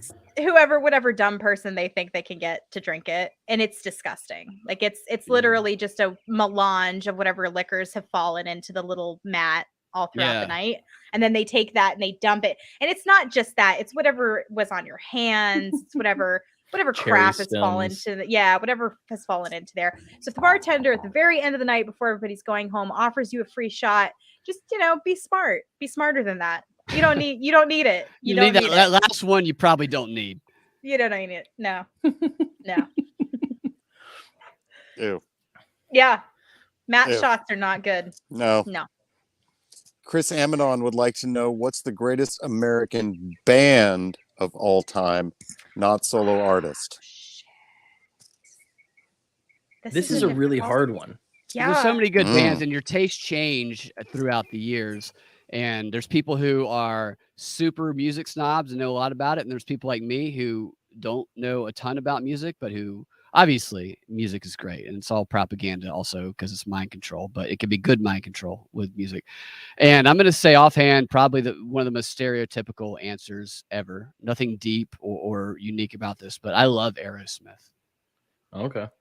I like Aerosmith too. Yeah. Absolutely. They put on a killer concert. I saw them in concert once, and they put on a fucking killer concert. I totally thought they were English. This is crazy. The best concert I've ever seen in my life, hard to believe, but was actually Motley Crue. Oh, Motley Crue rocks. Yeah, they give an incredible stage show. There were girls falling from the ceiling, and it was awesome. Tommy Lee flew up onto a drum set that was suspended over the crowd. It was awesome. I would have loved to see Motley Crue in concert. I have not seen. I like Motley Crue as well. I love Guns N' Roses. All those '80s rock bands. I love them. And when people go to a Motley Crue show, they dress like they climbed into the Wayback Machine. Absolutely, it is awesome. Yeah. That place smelled like Aquanet and cigarettes, and I was in heaven. Yeah. It's such a hard choice because it's like you want to say Creedence. I sometimes want to say Kansas. CCR, is that what you're saying? Yeah. CCR is a top tier choice. I want to say the Allman Brothers. There are so many different ones, but I'm going to say personally. Oh yeah, personally for me right now, the band that I don't think I'll ever stop listening to and will never stop putting on repeat is the Yvette Brothers. Yeah, but that's I'm into the Americana scene and the folk kind of folksy shit. I like some more of that's more of my stuff. I love some old hardcore country music too. I really like some of that shit. I do too. Yeah, I like it. I really like outlaw country. Tank 3. Give me some of that. Most recently, Coulter Wall, his sound. Oh my god! Can you believe that voice comes out of that guy? No, there's this other band that I came across the other day. I don't know if I sent you the link to this, Jessica, or not, but they're singing Tom's Diner, and I want to say they're called the Rooks or something. And there's just no way that one dude is singing the way he is.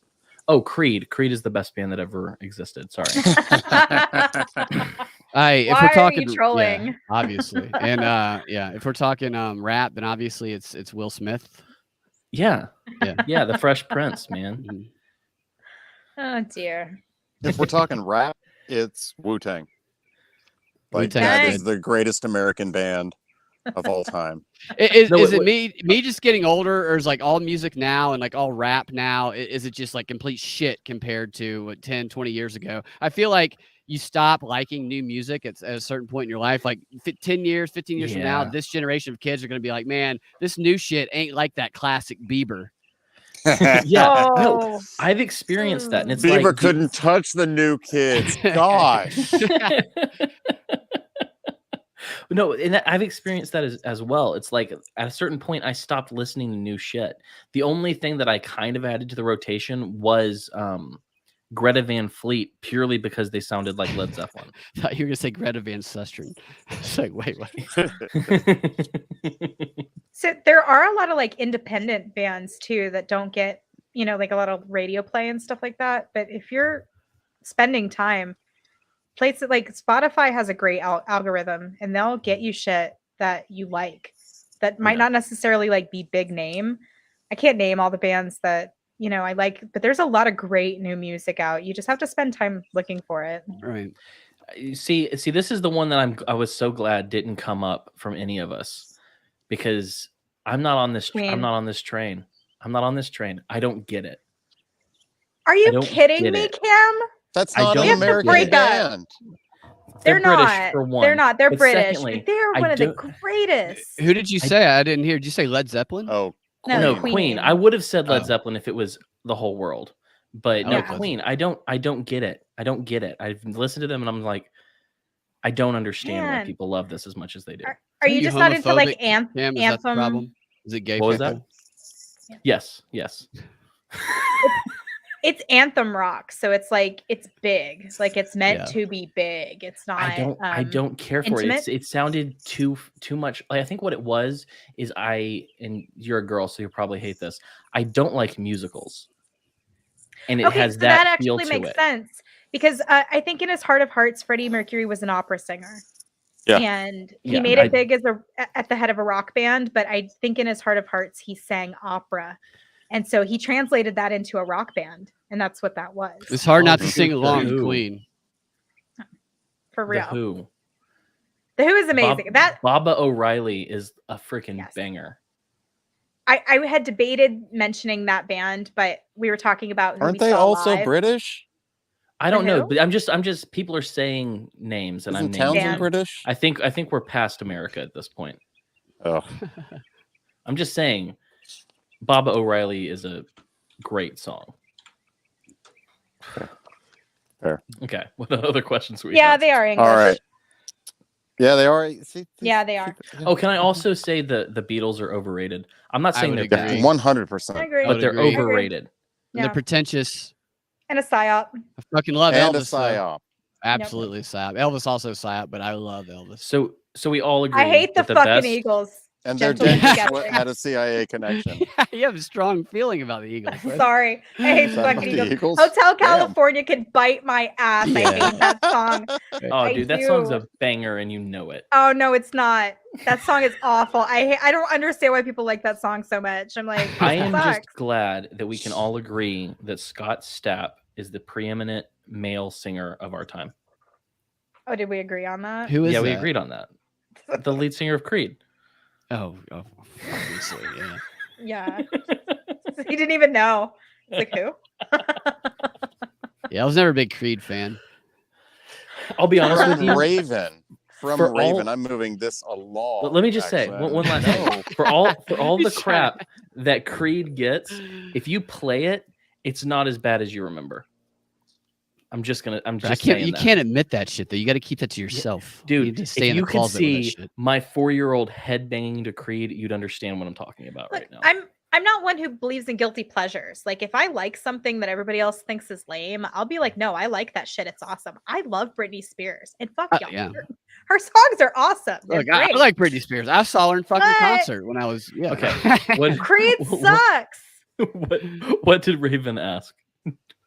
Raven wanted to know, how does one maintain such a sexy aura?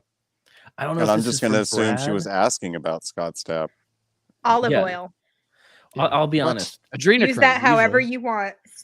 Yeah. It's a low level musk Yeah. that only the women can smell. Yeah. You have to not shower too. You can't shower for a couple of weeks because you don't want the water to make your skin dry, and lots of baby's blood. Yeah. I mean, tons of adrenochrome. Mm.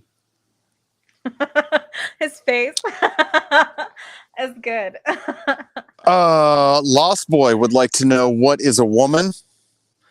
Oh, guys. Brad, I'd like you to field this one for us. A woman is if you want, like, okay, a woman can be a lot of things, a lot of variations of a woman, so I don't want to give an exact stereotype, but if we had to generalize what a woman was, so you know that you see one when you identify one, then it is someone that has beautiful long legs, that has wide shoulders, a frame about 6'5", 6'6", and in between their legs they have an extroverted vagina and testicles, and they swim for the University of Penn. And Penn. Extroverted vagina. Yeah, an It's a extroverted very vagina. it's a very talkative Right. It's a prolapse vagina. Audi. Like teeth. Right. Yeah. I only need it's, 2 words. Yeah, it's only need penis and 2 vagina, the words. same thing. One's in, one's out. That's all. I only need 2 words to adequately describe women, and it's less than. Oh wow. Okay. I would like to see Caitlyn Jenner fight Leah Thomas personally, because Yeah. Oh, Sexy that'd be Caitlyn Jenner. awesome. I'd like to watch Caitlyn Jenner fight Will Smith. That would be fun too. I really think Caitlyn Jenner would throw punches.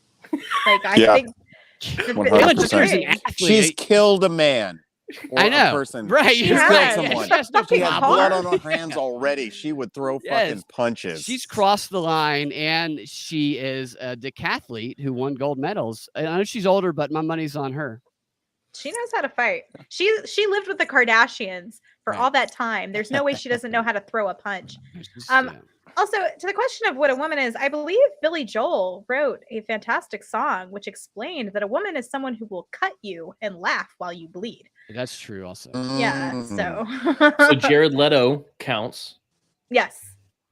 Well, I mean, Jared to that point though, women can be For the- very, very sweet until they're not, and then they'll cut Until you. they're not, and yeah. watch you bleed. And then Yes. we fight dirty. We don't have the same rules that men do. Like men on right. some level like fight with honor. Like women don't have those rules. No, So I you're will so I will right fight- about this. God, we I could will talk fight about to this all win. night. And I readily admit that. Like I'm standing here as a woman and will tell you I will fight dirty because I fight to win. All of your notions of like honor, I will go for the knees and I will kick them in the side.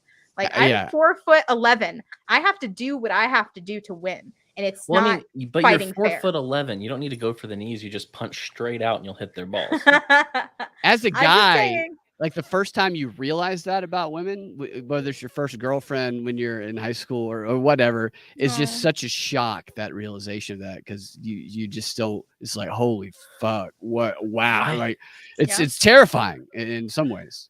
There was this girl I was talking to in college, and it was actually, there were 2 or 3 girls that I've talked to about this who've had this situation where they thought that there were these big strong women, they could handle themselves, and then like a 5'3" little guy was able to very easily move them out of their way, and they were like, I can't handle anything. What the fuck is happening right now? That's why you have to stab motherfuckers. If you're a woman, you stab motherfuckers. She's right. You do She's what right. you gotta do. I want you to live, sister. That's all I'm She's saying. absolutely right. Yeah. Women are vicious to each other too, more so. Yep. I mean, guys can be too, but chicks talking about each other, they don't pull any punches. When a woman gets on top in whatever field is generally a man's field, it's because, listen, I've got his attention now. When a woman gets on top in whatever field is generally a man's field, it's because she has been more cutthroat and deadly than any man in that field. She will kill you. Just know that. You're right. Yeah. And some women, they won't flinch an eye at it either. Okay, apparently lager has the effect where it makes me like to threaten people. I love it. I'm loving this It's pretty conversation awesome, right here. actually. It's pretty awesome. I will kill everyone in this room. Yes. No, don't cross Jessica. No, I will stab you. Let's see. From Ryan, why are so many people moving to South Carolina? Sure, it's beautiful, but their cost of living is through the roof. They were pretty bad with COVID stuff, including a statewide mask mandate. Georgia is close to South Carolina, from Ryan. Right. Yeah, 2 words. Lindsey Graham. Lindsey What? Graham. Don't tell people to come here. Be Ladybugs? quiet. Yes. Ladybugs, Graham? Ladybugs. Lady Graham. Yeah. Lindsey Graham runs a tight shift over there. He's great. Okay. I'm very mad at Ryan for telling people to come to Georgia. We Yeah, don't don't need come to any more Georgia. fucking any more fucking people. Stay wherever you are. Stay the fucking California. I don't need you. Stop. Stacey Abrams will eat you if you come here. And She she's will. true. She's Yes. a hungry True. hippo. Very. I just made that exact point. Thank you. That Yes. she's on top, and she had to eat people to get there. I don't want that woman on top. No, she'll die. Absolutely. I'm not looking. I don't. If he dies, he dies. Right. All right, then. Can I throw one of mine in? Speaking of Stacey Abrams, can we get a short list, like a top-down NGO control, like the World Economic Fund, etc., and like rank them, like a swimsuit contest, a wet T-shirt contest, or something? You know, like. That's a good understand the question. assignment. I don't really understand the wet T-shirt analogy either. It was, I don't know. Well, I would So are start we Usually high. ranking them by sexiness or by who we think is in charge? I just like, who's the winner in the wet T-shirt contest of this ranking thing? I would say the is Chatham House really- has the biggest hits of the think tank, if I had to rank them. The Royal Chatham Institute House. of International Affairs, at least for what's going on the past 4 or 5 years, they, in my opinion, seem to be at the forefront, and they are connected. You go all the way back to the Wellington House during World War I and the propaganda operation where they sent sleeper cells over here of celebrities to go get close Roald to Dahl. our celebrities, right? And it was all in the Chatham House. There's a guy there named Sir. They're all named Sir and shit like that. And Andrew Wood, and he jokes during some of their panel discussions about how I like to break up countries, and they'll have a good laugh over it. And he's the guy who gave John McCain. He alerted John McCain to the Russian dossier at the Halifax conference in 2016. The Christopher Steele is this guy's his mentor or his protege, and everything that I've seen when it comes to this whole international Russia shit and the World War thing, to me, it all links back to the Chatham House and whoever controls them. So let me ask. So, like, if you were going to give a list of the big names in the global scene, like World Economic Forum, like these things, and you were to rank them from either, you could say, most evil or most effective to least evil, least effective, like, how would you list them? Chatham House number one. That's a tough question because they talk about policy stuff during these think tanks and they write these policy papers about what they want to do, but they don't present the policy to the world and the world vote on the policy or wherever they're trying to force the policy and people don't vote on it. It's all achieved through propaganda. So the effectiveness of it is difficult to assess.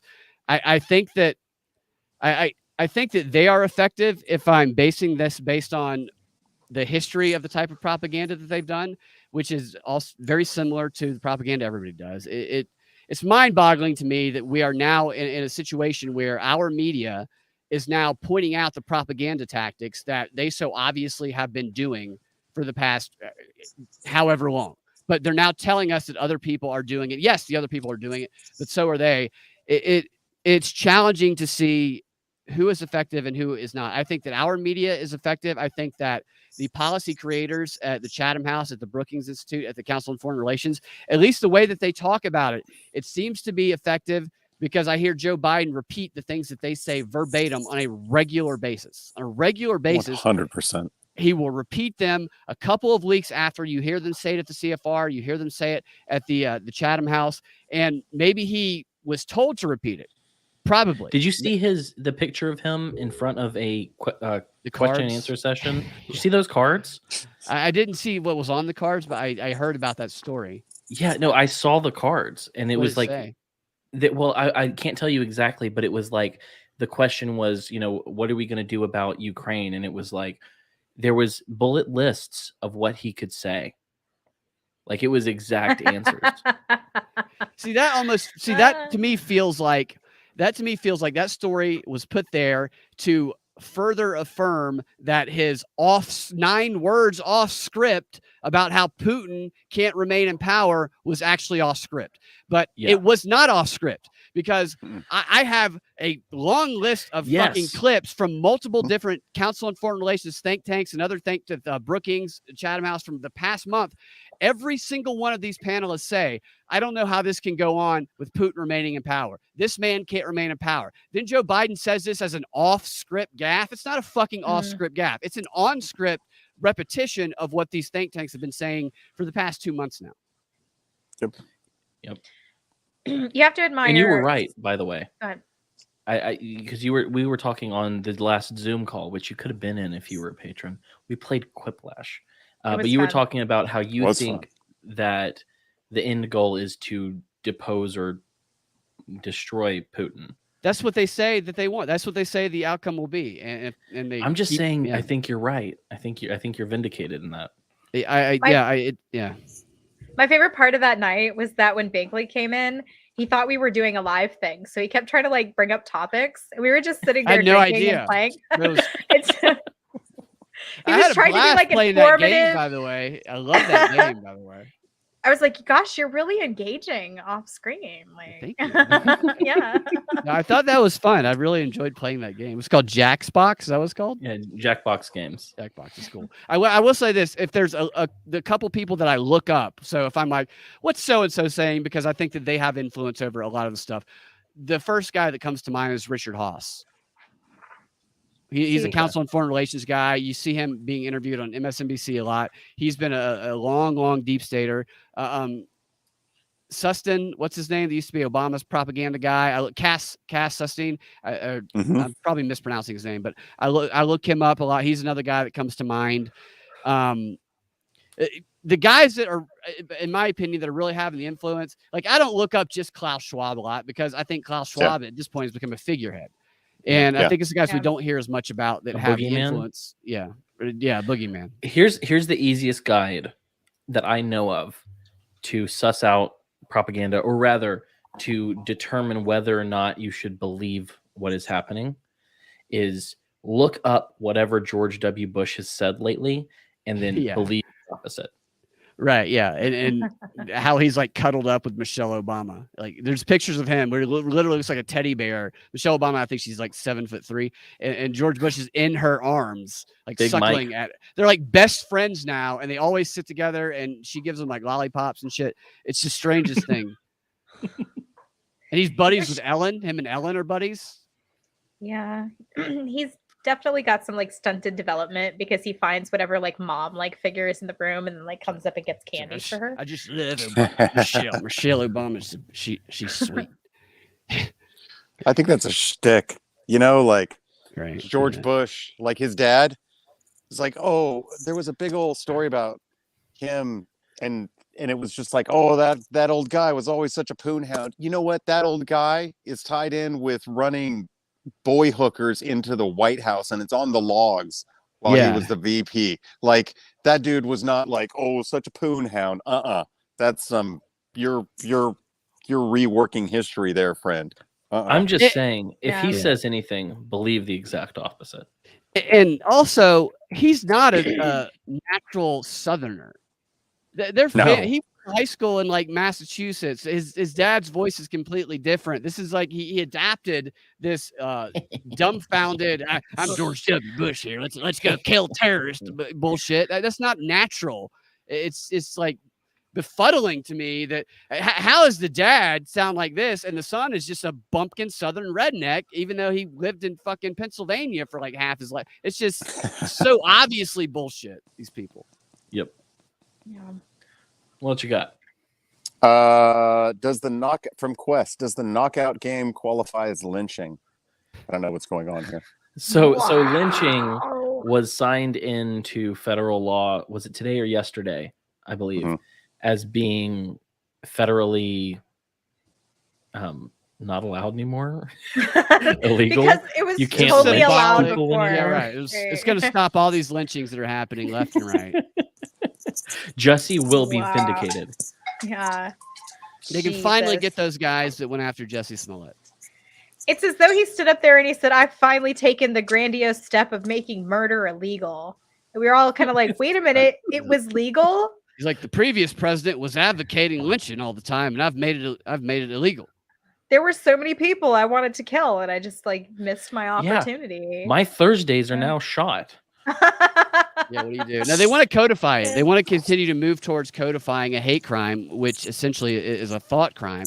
Because how do you determine what hate is, what a hateful intent is, and what is not? And this is kind of in a parallel with the Ahmaud Arbery case, which they were found they were getting life in prison, but then all of a sudden they're also now facing federal charge. They're already getting life in prison, but they're facing federal hate crime charges, death penalty. Right? Because they want to codify it. Yeah.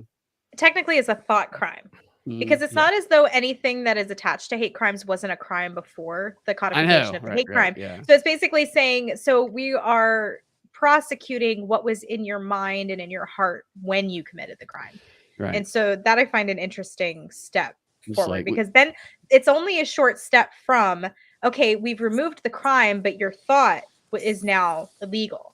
So whether you committed a crime or not is not necessarily whether you committed violence or not is not necessarily on the table. It's what you're thinking that then becomes a crime. Yeah. It's a step in that direction. And people, when they hear lynching, they think hanging. Yeah. They don't racism think, right. They don't think shooting. They don't think dragging someone from a car necessarily. They think hanging. And so people are like, oh, finally, no more hanging of Black people. And it's like, lynching, it could be anything. It could be any time a one color person kills another color person, it can now be considered a lynching. But I will Right. tell you, maybe the last 5 times I've heard of somebody, a black person ending up with some rope around their neck, they put it there themselves. Yeah, And you it's can't not believe just those Jussie stories anymore. Smollett. Like every time I hear about a hate crime now, I have this little part of me that assumes, well, maybe they faked it because a lot of times they did. Yeah. So, Well, it's like there and in that's not my Mississippi. fault.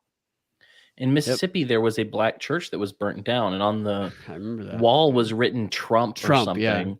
Yeah, it was like And a so they were socialist like- Bernie Sanders guy, right? Right. It was a black dude who Yeah. burned down Yep. his own church and wrote Trump on the side. Same thing with those Jewish cemetery, those graves, those headstones that were bashed and destroyed. They said it was anti-Semitism, and there's actually Michael Moore and some other guy on CNN who are saying there are Republicans saying that this was a Democrat that did that. So that's just mocking that possibility because they were trying to say Trump was horrible. And then turns out it was a Bernie Sanders supporter and a black guy who did it.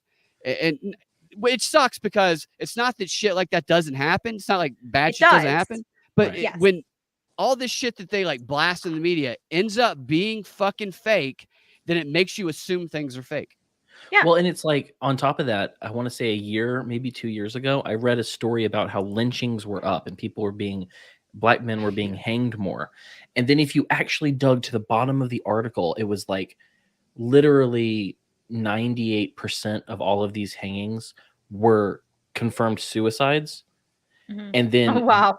the others That's were right. unconfirmed. Yeah.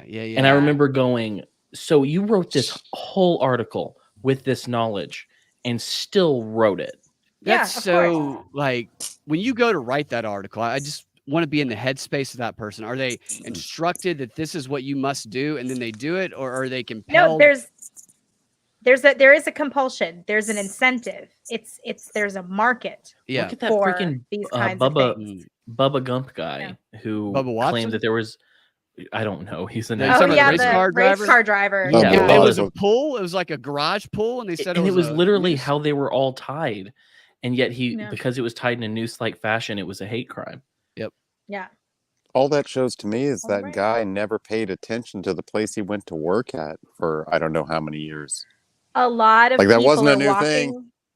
A lot of people are walking around with zero situational awareness. And with a like- guy like that, Bubba Watson, like the only black race car driver, and he's a successful race car driver, he's going to be surrounded by people who encourage that. I can't remember the exact details of the story, but I don't think it was him that noticed it. I think that somebody came to him and told him, and I don't know what he did going along with it or not. I don't remember exactly, but I think that they find people like that who they can turn into a symbol like Colin Kaepernick, and they surround them with these, as Edward Bernays used to talk about, you need to be somebody on a film set who's whispering in the ears of the producer. The public never actually sees you. Your influence is through getting close to them and getting them to do shit.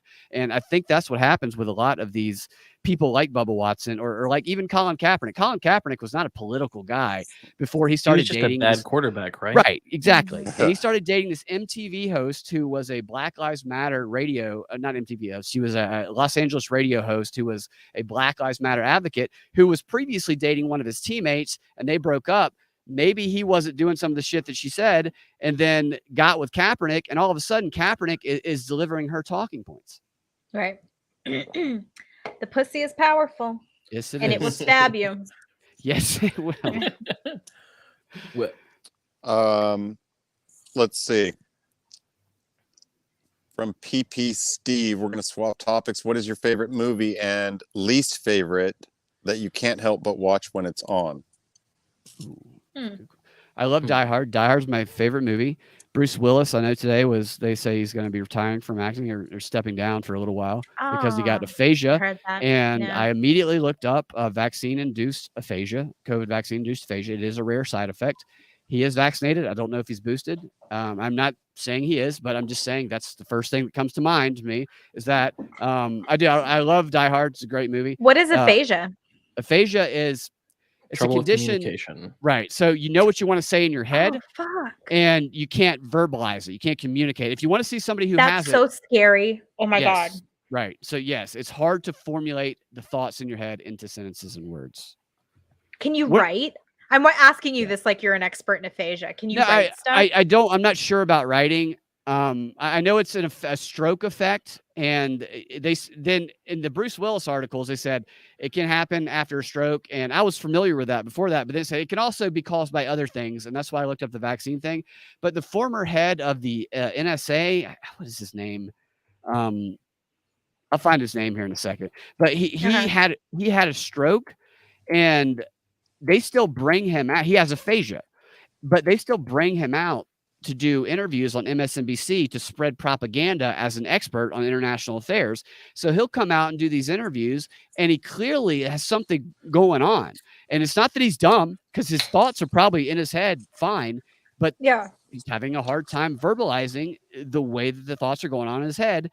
And it just seems really sad and abusive to me. And although he's probably willing to bring this former CIA, NSA head out to deliver propaganda. But if you want to see an example, and I'll find his name in a minute, then go watch the interviews of this guy.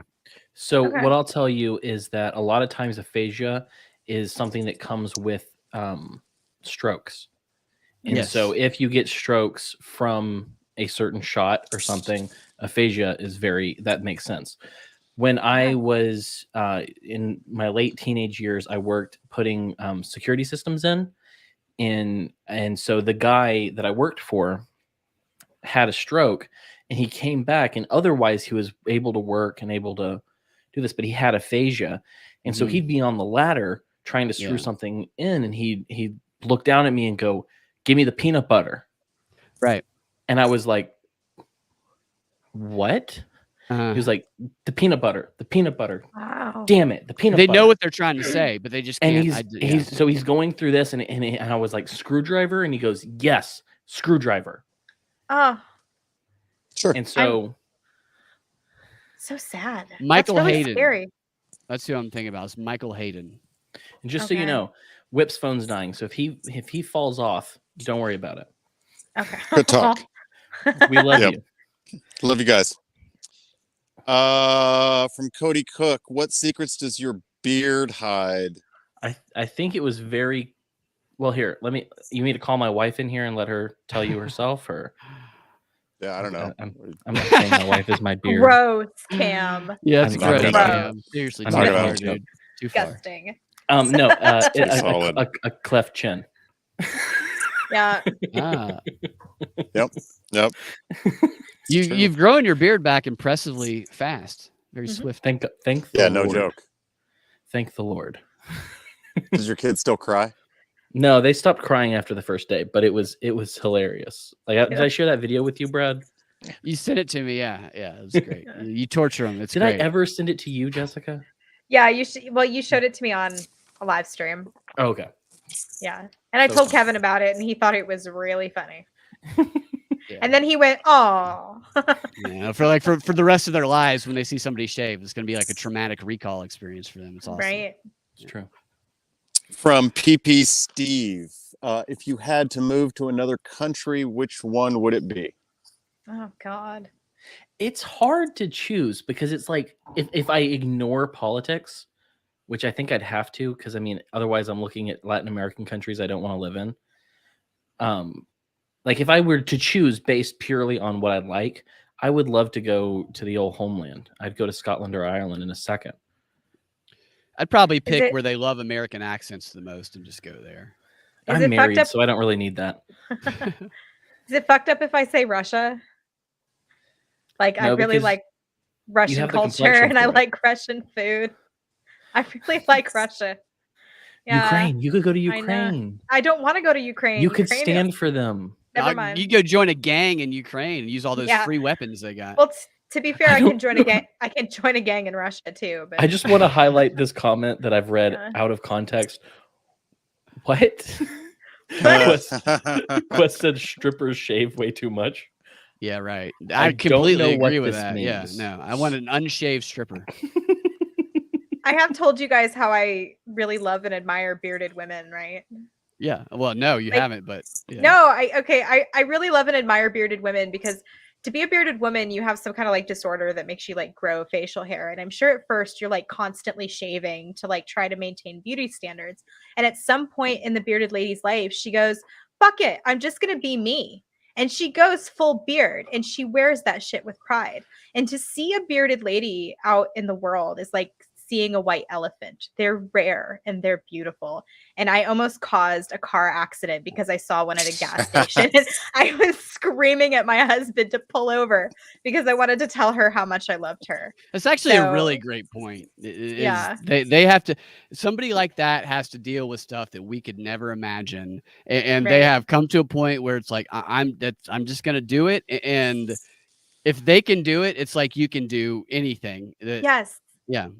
Nothing is stopping you at that point. There are no limitations in the world. You can just be yourself. And that's a rare and beautiful thing. And people who like you, who you end up partnering with or whatever, that it's not, so that's who you are. So so my theory on dating has always been the first date, you should always be your absolute worst self. So from there on out, you're a little bit better each time. It just, so the worst experiences always happen instead of the opposite, which is the way we do it. Now, I'm not saying that's the worst experience. I'm saying that's who she is, but you know, they might be, because of society, be encouraged to try and hide that. But by doing that, then they're not going to attract the people who are going to love them. So just to be clear, kids, Brad Binkley is advising you to get blackout drunk on your first date. Yes. Be your worst self. Don't shower. Don't shave. And if that person goes on a second date, you be a little bit better there. And then, true. Yeah, everything always gets better. Be closing. That's right. That's right. That's right. little Alec Baldwin in there, right? And that's that movie he's in. Well, I mean, let's just be thankful that it was Chris Rock and not Alec Baldwin. Right. Alec Baldwin would have slapped him back. Yeah, he would have shot him. I think. Yeah. Shot him. Yeah. And right. Yeah. Okay, before your phone dies, any more questions? Can I answer another country one? Because there are two. I would move to Costa Rica because that's where McAfee went. And then I would also move to Argentina because I'm German and a lot of people look like me. Oh. Very true. Let's see. It's funny. Thank you. I'm going to actually take this answer off the air. It's from me. Brad, do you fuck with Tataria? You familiar with Tataria? If not, Tataria. We tried to have. Go ahead, Brad. I've heard of that. What is Tataria? That's just a rabbit hole y'all can fall down later. So I'm gonna have to go. And all right, I'm gonna look into my that. closing question. Closing question is from PP Steve. It says, "What is your favorite podcast, and why is it the Mad Ones?" And with that, I'll take my answer off the air. Long-time listener, second-time caller. Love you guys. Thank you. Goodbye. Yeah, it's fun. See you later. So Tataria, if I understand it correctly. By the way, my favorite, obviously, because you two are so wonderful and lovely. That's have to answer that question. I'll be honest. When it comes to podcasts, I listen to one now. I don't listen to any others, and it's the Bible Zelensky? Project podcast. Oh, you don't listen to the Zelensky? It's not a joke. It's not even a joke. I just listened to one podcast, and is that the Bible stories Project. Every day? You go through the Bible through the course of the year? It's a Hebrew that thing scholar. is cool, though. It's a Hebrew scholar, and his friend that has some college knowledge on the Bible and stuff, and they go through all these different topics, like deep dive all these different topics that people have questions about.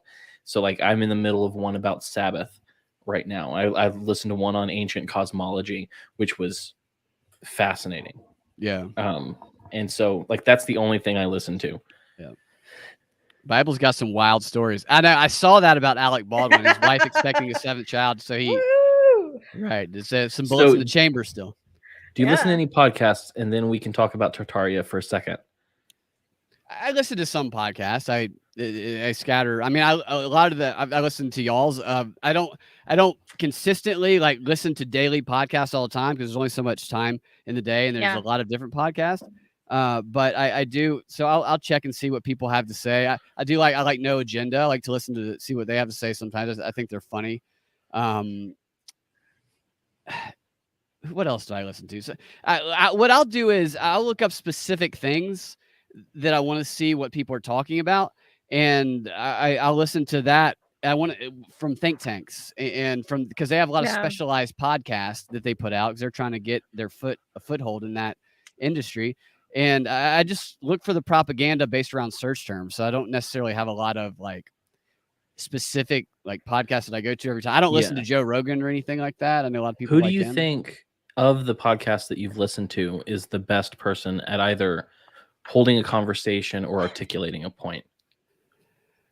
I think if I had to, and I haven't listened to a super ton podcasts. There's like 8 billion of them. So obviously it's a small sample size, but I think that Adam Curry from No Agenda, that he does an amazing job of running the production and of carrying conversations and of presenting the material that he's presenting. And I admire that because I know that that doing the production and doing the talking side of it, it can split your mind and it can get you can be distracted and you can maybe lose your point sometimes because you're looking at other stuff. So I admire his ability to carry on a conversation and to do the audio so well. It's impressive the way he does. He's been doing it a long time. So I do like that.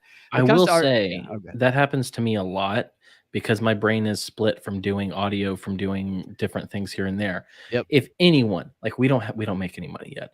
If anyone who listens actually wants to sit invisibly in the bottom and take care of all the button pushing, that'd make my life so much easier. It is tough. Throw this out there to you. Yeah, that's something that people don't realize. Can't pay you. Yeah, totally. Right. Yeah.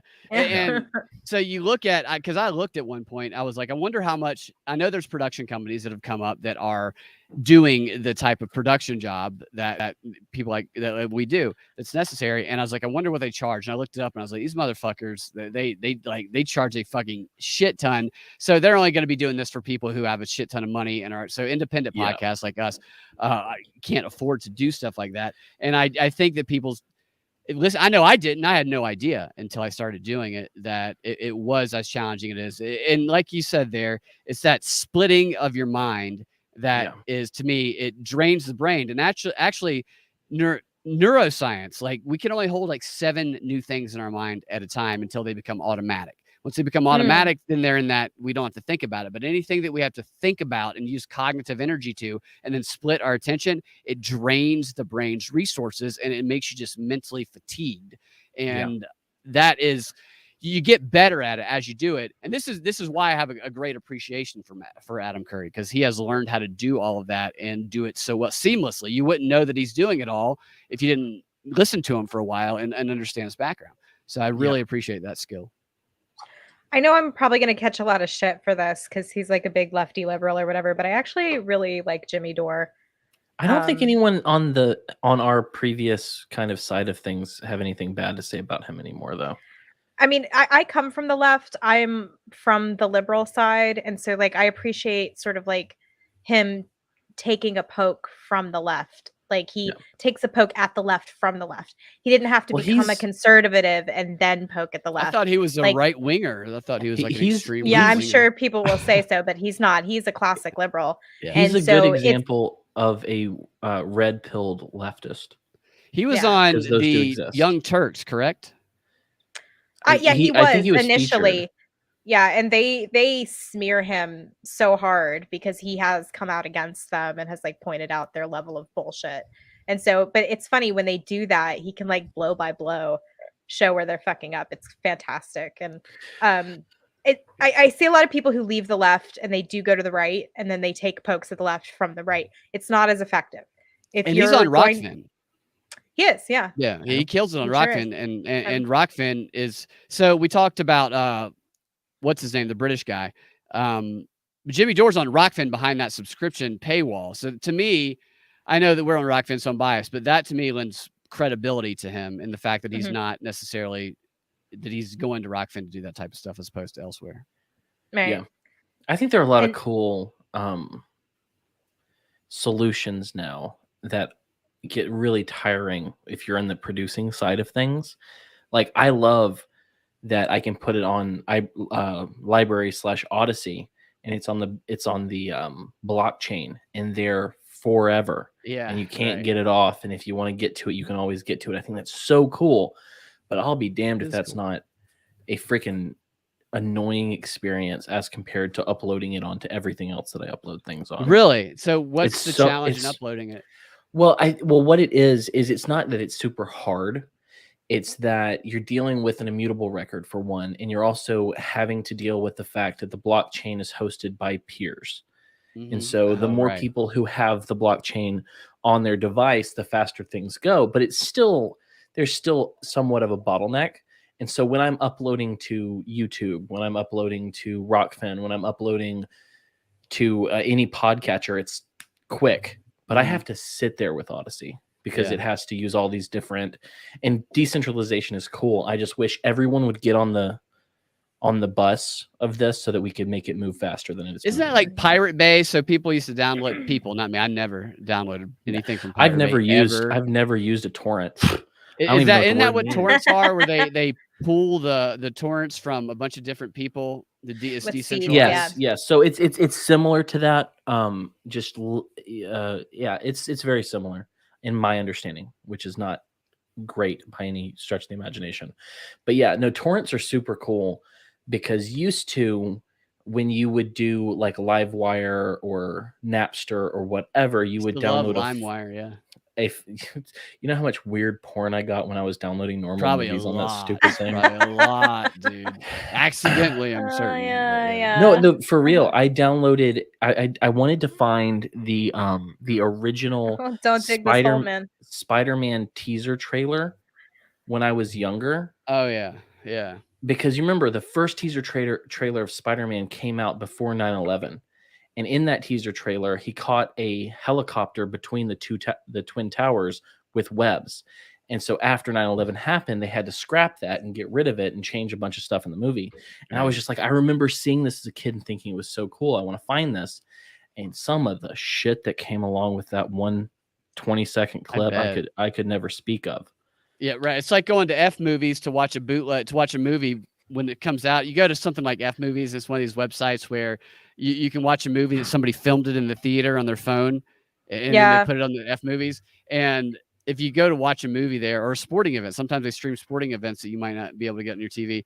And then if you happen, it's like they put the little ads in places and they try to disguise them so that you accidentally click on them. So there'll be like a big red X, but that's not the actual X you're supposed to click. There's like a little tiny faint white X that is the actual X that would get rid of it. So if you click on the wrong X, and all of a sudden it's like animated porn all over your screen. Yeah. You know, and then like an hour later, when you turn that off, you get back to the movie. So, but what was cool about torrents as compared to LimeWire and all of that was you were downloading, it was peer-to-peer with LimeWire and others. And so you were downloading a whole file from a single person, essentially. And then what torrents did is a lot of people would seed these files. So instead of you downloading a whole file from someone, you would download a portion of a file from like 1,000 different people. Right. And so they download a lot quicker. It's not about, you don't get things you don't realize you're going to get, because it's like, who's going to sign their name to that 1,000 times? You know what I mean? Yeah. But yeah. Tartaria. So here's the thing. I don't know anything about it. And there's another question that was in the Ask Me Anything that I want to bring up, because I don't have any full knowledge of it, but I think it's an interesting question. But I don't know anything about that except for Jessica listened to Amy Lane talk about mud floods, and we were supposed to have her on the show, and then I guess she ghosted us or something. I'm not really sure. But she lives in somewhere in in the Asian belt. What do they call that area? Where all the Asian countries are. She lives in one of them. The Orient. The Orient. Okay. The Asian belt sounded right. I don't know. That's probably offensive. I don't know. No, I think you can say the Orient. You just can't say Oriental. But yeah. So anyway, Tartaria, from my limited understanding, is kind of this theory that there was a super advanced civilization that existed before our civilization. So Atlantis is just part of that. They think that this civilization existed all over the world. Star forts are a major part of this, and I don't mean like a fort in space. I mean that there are these star-shaped forts, like they're on the ground. If you look at them from the air, they're Pyramids. shaped like stars. That align. So the theory with the pyramids is that they like align with Orion's belt and all that stuff. That's a different thing entirely. There are all of these forts, and they do actually exist if you look at their sort of floor plan, that are star shapes. And so people believe that this is technology that in actuality, it's an ancient form of technology that allowed global communications. And that there are all these kinds of like hubs of cultural centers now that used to be part of this whole big civilization that used to exist until apparently, and I might be getting this conflated, so someone stop me if I am, there was a huge mud flood all over the earth, basically. And so there are like biblical accounts of worldwide floods. So I don't know. Was there a super advanced civilization before the worldwide flood? A lot of people think that they have evidence for this occurrence. I don't know. I mean, like crazy question. shit happens, right? Like, go ahead. I'm sorry. I can totally buy that. The idea that we have built up technology so quickly and then blown ourselves up. I can get into that theory. The star forts, Yeah. were they artificial high places? Like, were they built high? So in the idea is that like pyramids? the architecture itself operates as technology. No, I and I know, but don't- like my question is like, were they built tall? Like Yeah, a so, like, pyramid would be. Okay. Towers and things like of this nature. So Yeah. I'm not like an expert on it. That's kind of what I wanted to have Amy Lane on, because she is really deep into this stuff. It of course is a conspiracy theory.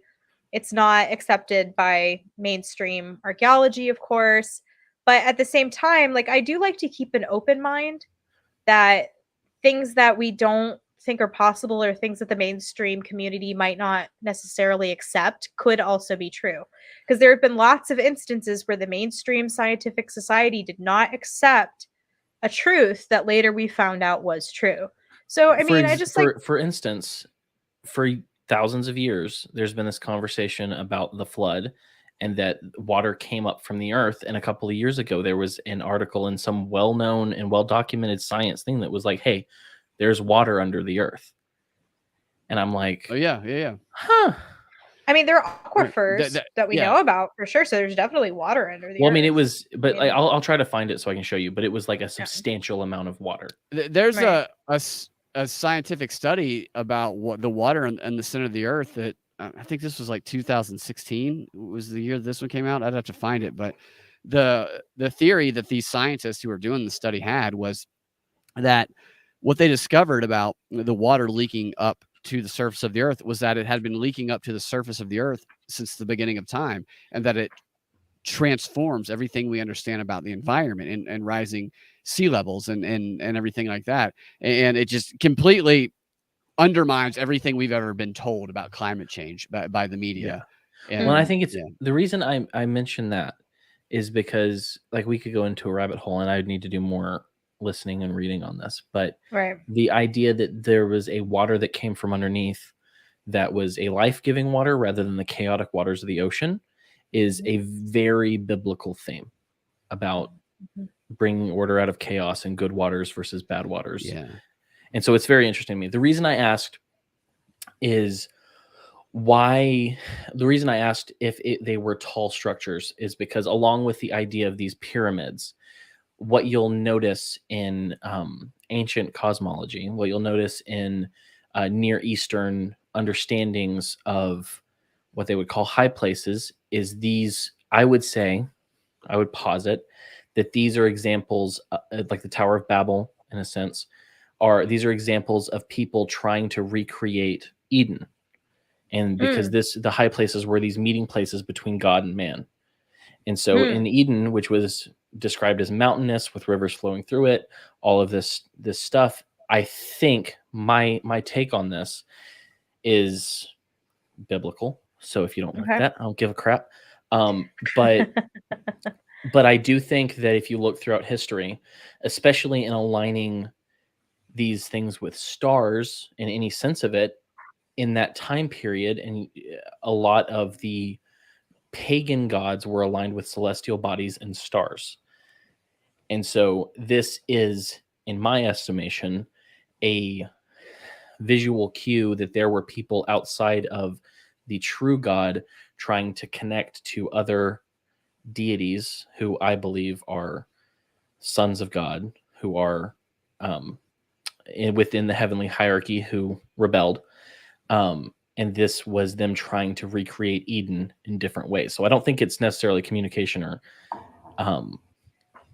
technology as much as it is trying to reach to the gods in these Right. different ways. And I mud flood, just the idea of that makes sense because of I've read in Genesis the account of Noah, which these worldwide floods go throughout all sorts of different mythologies, regardless of where Yeah. you are on the planet.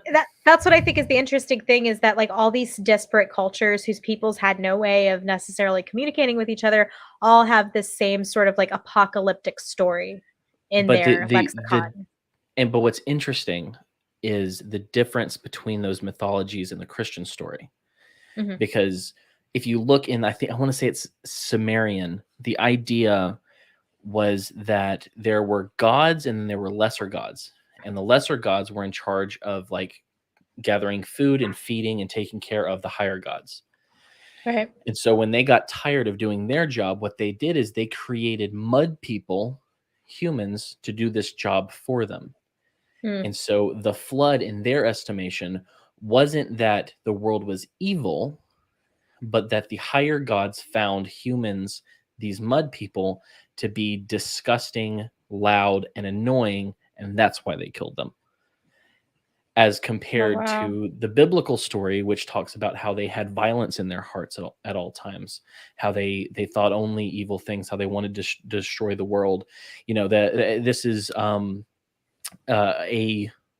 of the things. I don't know if it's hard to say based on written records, but I do think that there are certain parts of, and I don't think it diminishes Genesis at all, but there was a lot of correction within Genesis against Sumerian cultures, like the Epic of Gilgamesh, Right. and Babylonian stories, and these are corrections off of that because a lot of these were built out of these ideas of violence being the progenitor of worlds. So the world was created out of violence. Things were killed and turned into these other things, and it's a vastly different thing. I don't want to get too much into it. There's so much stuff I'm thinking about, but one of the questions was, what do you think about Atlantis?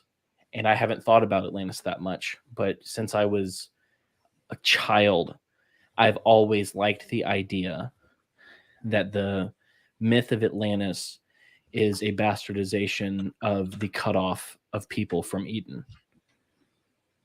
Yeah, I've Atlantis, always liked that idea. right. It's in downtown Atlanta in Castleberry. She's on Wednesday nights on the main stage at the Magic City. Oh wow. I've always liked That that. shit's probably a real person. Y'all could probably I'm certain it review is. I'm sure it is. Yeah. Tip Atlantis well. Yes, definitely. All I'm saying is it seems that all of these stories and these hypotheses It came from something. and that's my Yeah. point. I think that there was a general knowledge at some point that through the years has been bastardized in different forms. And so, like, for instance, Islam, I think, very clearly is a bastardization of Judaism and Christianity. It's if you look at how he did things, it was changing these things. And I think I think Islam is one of the very first examples of post-Christian cults. Oh great. Now we're gonna get blown up, Cam. I don't care. I'll say Mormonism is the newest one. Yeah, Did you but see the Mormon- Russian nun who apparently there was a Russian who was a nun, and then she became a drug trafficker, and then she went to Islam, and then she became the deadliest sniper in Russian history, and she's evil, and they caught her or something. Baba So, Yaga.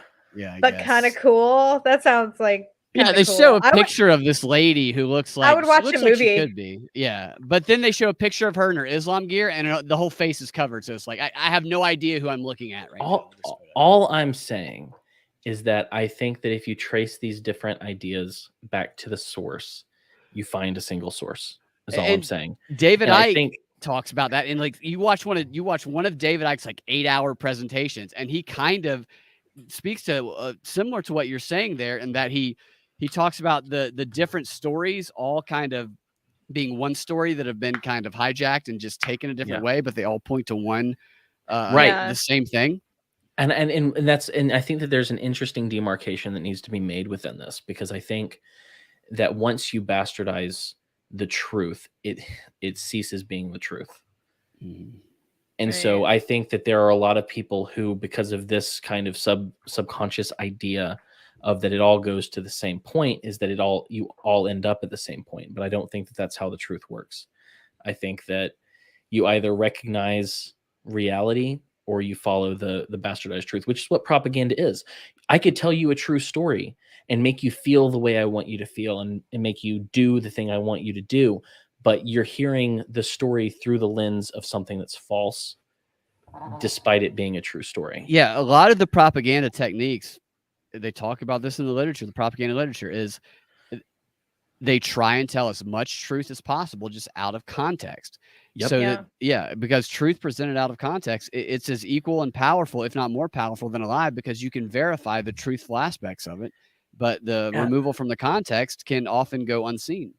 Right. And I think that was kind of my roundabout point in this, is that since I'm a Christian, coming from a Christian standpoint, I don't care if you like that or not, but I do believe there is a truth, an objective fact, an objective love that happened from the beginning. And since the beginning, there's been a propaganda campaign. And the primary thrust of this propaganda campaign has been usurpation of the true king in some sense. It's been, and it's individual as well as corporate. And so you have these two different streams running against each other, where people want to usurp the ability to decide and to tell you what is right or wrong. Yeah. And then side by side with that is the state, which is trying to tell you and correct it and make some kind of godlike, trustworthy authority that you can go to base your facts on. And I think that if you look at it, truth, religion, Christianity, I believe that we've been dealing with a propaganda campaign since the dawn of time. I think you're right. And propaganda deals with the moral aspect of the human, experience. And they always play off of the moral high ground. That's how they get people on board, is you're always doing things in the name of what the propagandists say is right. And you're doing it to fight this evil right now. And I completely agree. In a sense, propaganda is the devil. That is the devil that has controlled us in a lot of ways since the beginning of time. Absolutely. And right now we're seeing fucking Zelensky and all this shit play out, and you can't even question it. You get to a point you can't even fucking question the shit, or you're called the enemy. It's terrible. And and why I named this Hollywood level propaganda is because you're looking at this Zelensky situation, this Ukrainian situation, and it's so well orchestrated and so well paid for that to anyone who has eyes to see and ears to hear doesn't buy it. It's so clearly and transparently propaganda. But to everyone else who doesn't, and that's kind of, I don't know, overall point, I think that propaganda is an important thing to learn about and an important thing to be able to read through and to see through. Yeah. Because this is the major battle that we've had since the beginning of time, is there is good and there is evil, and I believe it's objective. Also, there, of course, you're going to have certain things where there's subjective points and relative points where, like, you don't tell the Nazi that Anne Frank's in your attic. Like, clearly you're off the hook for that. But like, there's a center that's been lied about since the beginning of time, and it's been these little incremental lies that sound like truth, offers that sound too good to be true. And it's like, for the most part, at least from my understanding of it, obviously we don't know what happened in history. We can only know what we know from the history that we're able to learn from. But the propaganda has been concealed. It's been covert. It's been black propaganda. They hide it because they don't want people to know about it. But what we've seen over the past 2 years is we've seen a revelation of the propaganda. We've seen here is the propaganda, and then here is why our propaganda is good, and why here's why our stories about the Ukrainian ship, the plane killing all the Russians, even though it's fake. Here's why it's good and why you should accept it. So it's this transformation of making people aware that they're being lied to, but then telling them it's for their own good and that they should be okay also lying about it because they have a moral high ground which was created completely based on propaganda in and of itself. And I think that is at the heart of propaganda, and that's at the heart. And I would say, I think that you're right. You can't look at history through human eyes and through human writings and know exactly what happened. But I do think that there is certain revelation that occurs. But if you look at propaganda, what it appeals to is the fact that at our base, what we were meant to be, what we were created to be, what we were designed to be is good. In fact, if you look at Genesis, you see that it's very good. And so we're meant to be that, but we're not. And so all of the appeals are to our personal sense of morals and to implant morals into people. I've noticed lately also there's a trend in the headlines. I don't know if you guys have picked up on this as well, but they're telling you how to feel in the headline. They know a lot of people aren't probably clicking the articles. I don't know why they're doing this, but it's like, I know something's about to be propaganda when I'm told how to feel before I've even read the article. You get the summary and the feeling right there in a little headline. Right. I saw an article titled "How You Should Feel About." Yeah. And I'm like, excuse who are you? Who the fuck are you telling me that? Yeah. Yep. But yeah, no, I think that's an interesting point that I haven't really thought about. I mean, I should have before now, but the idea that we've been dealing with propaganda and bastardizations and usurpations of truth since the beginning is, I know that it's something I've known, but I've never tied it to the fact that this is still the primary tool that's used against us today. Like Alexander the Great, he put his face on coins for propaganda purposes to make him into an idol, to spread those coins around the world, around the places he went, so that people feared him, so they revered him. And Napoleon, I can't remember the name. I think it was Napoleon. He had a propaganda book that was, what's the name of it? If I can find that. I'll think of that and I'll send it to you. You can put it in the show notes. But some of these ancient guys, they wrote propaganda treatises just like Hitler did, just like some of these other guys. Bernays, who Hitler based a lot of his propaganda off of, Bernays' writings, they all understood that in order to dominate their territories or dominate the world, that they had to get the consent of the people one way or another. You could use brute force, but even when it comes to brute force, if the population is a lot bigger than you, eventually the population will turn. You have to get acceptance from a certain amount of the population. Then you can use your tyranny. Then you can be a dictator once it's mandated. And so they've always used informational purposes to lie to people, to create the perception of a reality that is not there, so that they can then dominate. And you're absolutely right. Since the beginning of time, people have been trying to deceive others to believe in a perception of reality that is not true. Yep. Absolutely. There's an interesting, that just made me think of something. I was curious to know how many Americans had been vaccinated, because I think the vaccination numbers give them an idea of how many people will absolutely go along with the narrative. Yeah, definitely. You know what I'm saying? So that gives them, and I'm sure the number that they're giving us here on Google is inflated specifically for that purpose. Yeah. But it did give them a good measure of exactly how many of us would go along. Yeah. And right here it says that the fully vaccinated total 217 million, roughly 66% of the population. If we guess that is inflated by, I don't know, 10%, that's still 56. It's over half of the population will go along with what they're doing. That's a great measuring stick for them to know. Yeah. But that also lets you know nearly half of the population won't go along with what they're doing. So they're riding a razor thin margin on this. Right. And that's why they keep trying these different techniques to try and reach people, try to reach different influencers. Why Obama came out with having COVID lately.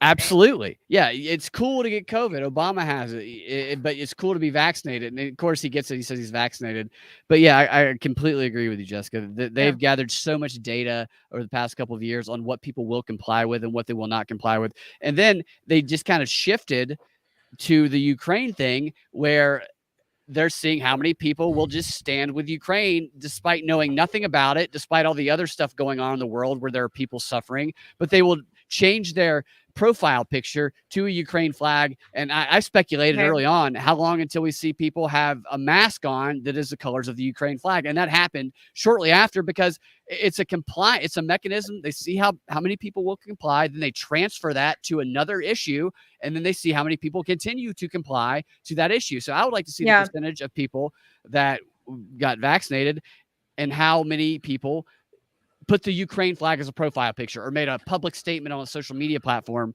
about standing with Ukraine. I think that would give them the extendability. I don't think is a word. It sounds kind of pornographic, but the extendability of that technique that they're using to get people on board with stuff. Absolutely. Well, I think one of the most important things that we can take away from the last 2 years, and it's something that's been true of mankind forever, and only a few people knew it, is that most people are very easily conned, are very easily looking for security, and most of all, like I said, they play on their sense of being good. I don't even think that some people put that much thought into it. I think that they're like doing their jobs, taking in the care of their kids, and they're just going along to get along. So there's not even this level of I'm doing this to be good. It's just what I have to do. I'm on a train and like. But that's what they play to people who need convincing. Yeah, they've done these social psychological experiments, the Tavistock Institute and others for over 100 years now.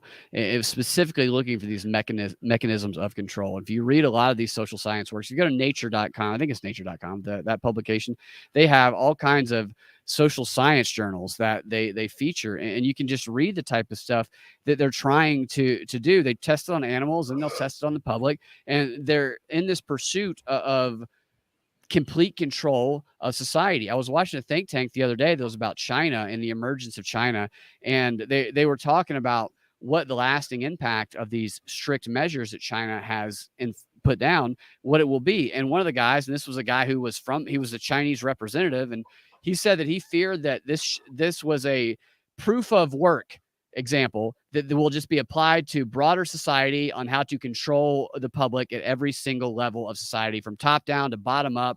Everything that they do, they have found success with this COVID, and that they're going to apply it to other things.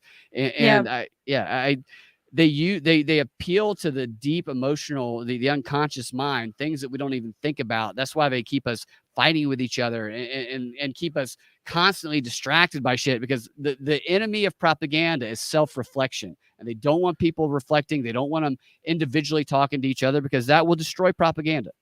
Well, and they've also, for my whole life, and I know it's gone on longer than mine, they have told people that they're supposed to be the hero of the story. Yeah. They're supposed to be the main character. So many people have main character syndrome. Right. But when I say that they appeal to the good, it doesn't take more than a sentence to appeal to those people. So whether or not they're busy with their children or whatever, if they have the momentary thought that standing with Ukraine or wearing a mask makes them the hero in some sense, they don't have to question it past that. Right. Absolutely. That is a great point, because it's a sense of fulfillment they talk about in some of these materials. And you can even read the CIA documents and stuff, and the psychological warfare documents. They talk about targeting people and targeting a group of people that have something missing, that need something fulfilled in their life, need a purpose in their life, and that they can use the energy that these people have, and they can channel it and focus it by giving them this purpose of standing with Ukraine and digitally being a hero. Not only does it create help the population of people who want to see themselves as a hero, but it also in turn creates a villain for them to point at too. Because all the people who, for example, wouldn't get a vaccine, those are the lesser than people now. The people who deserve to be shunted out of society, who shouldn't be able to leave their homes, should be incarcerated in some cases. Liana, what's her name? Win? Win. Win? Yeah. Evil woman. evil woman came out telling people, well, the unvaccinated we should look into incarcerating them. And I'm not, I'm not going to forget that she said that. She's still in a position of power, and she wanted me locked in my home because I didn't want a medical treatment. Like, that's, you know. And what's interesting about that is that, so this panel discussion at the Council on Foreign Relations on China, one of the things they also talked about was how they fear that in China, there's going to be a huge outbreak in the coming year. And the reason they fear that is because China was so effective at locking people down that nobody got natural immunity. And so nobody got natural immunity. And so now they're going to be hit by the virus. And then they compared that with Africa, where they said, we thought Africa was going to just be ravaged by it. But because Africa had so many viruses over the course of the decades, that they had all built up immunity, which prevented them. So they didn't mean to, but they were actually promoting natural immunity from people who weren't vaccinated. Weren't they, somebody can correct me if I'm wrong on this, but weren't they able to develop malaria drugs because so many people in Africa had malaria that they had developed immunities to it, and they were able to like create vaccines for it? Did I hear that correctly? I'm not sure. That sounds familiar, but I'm not 100% certain.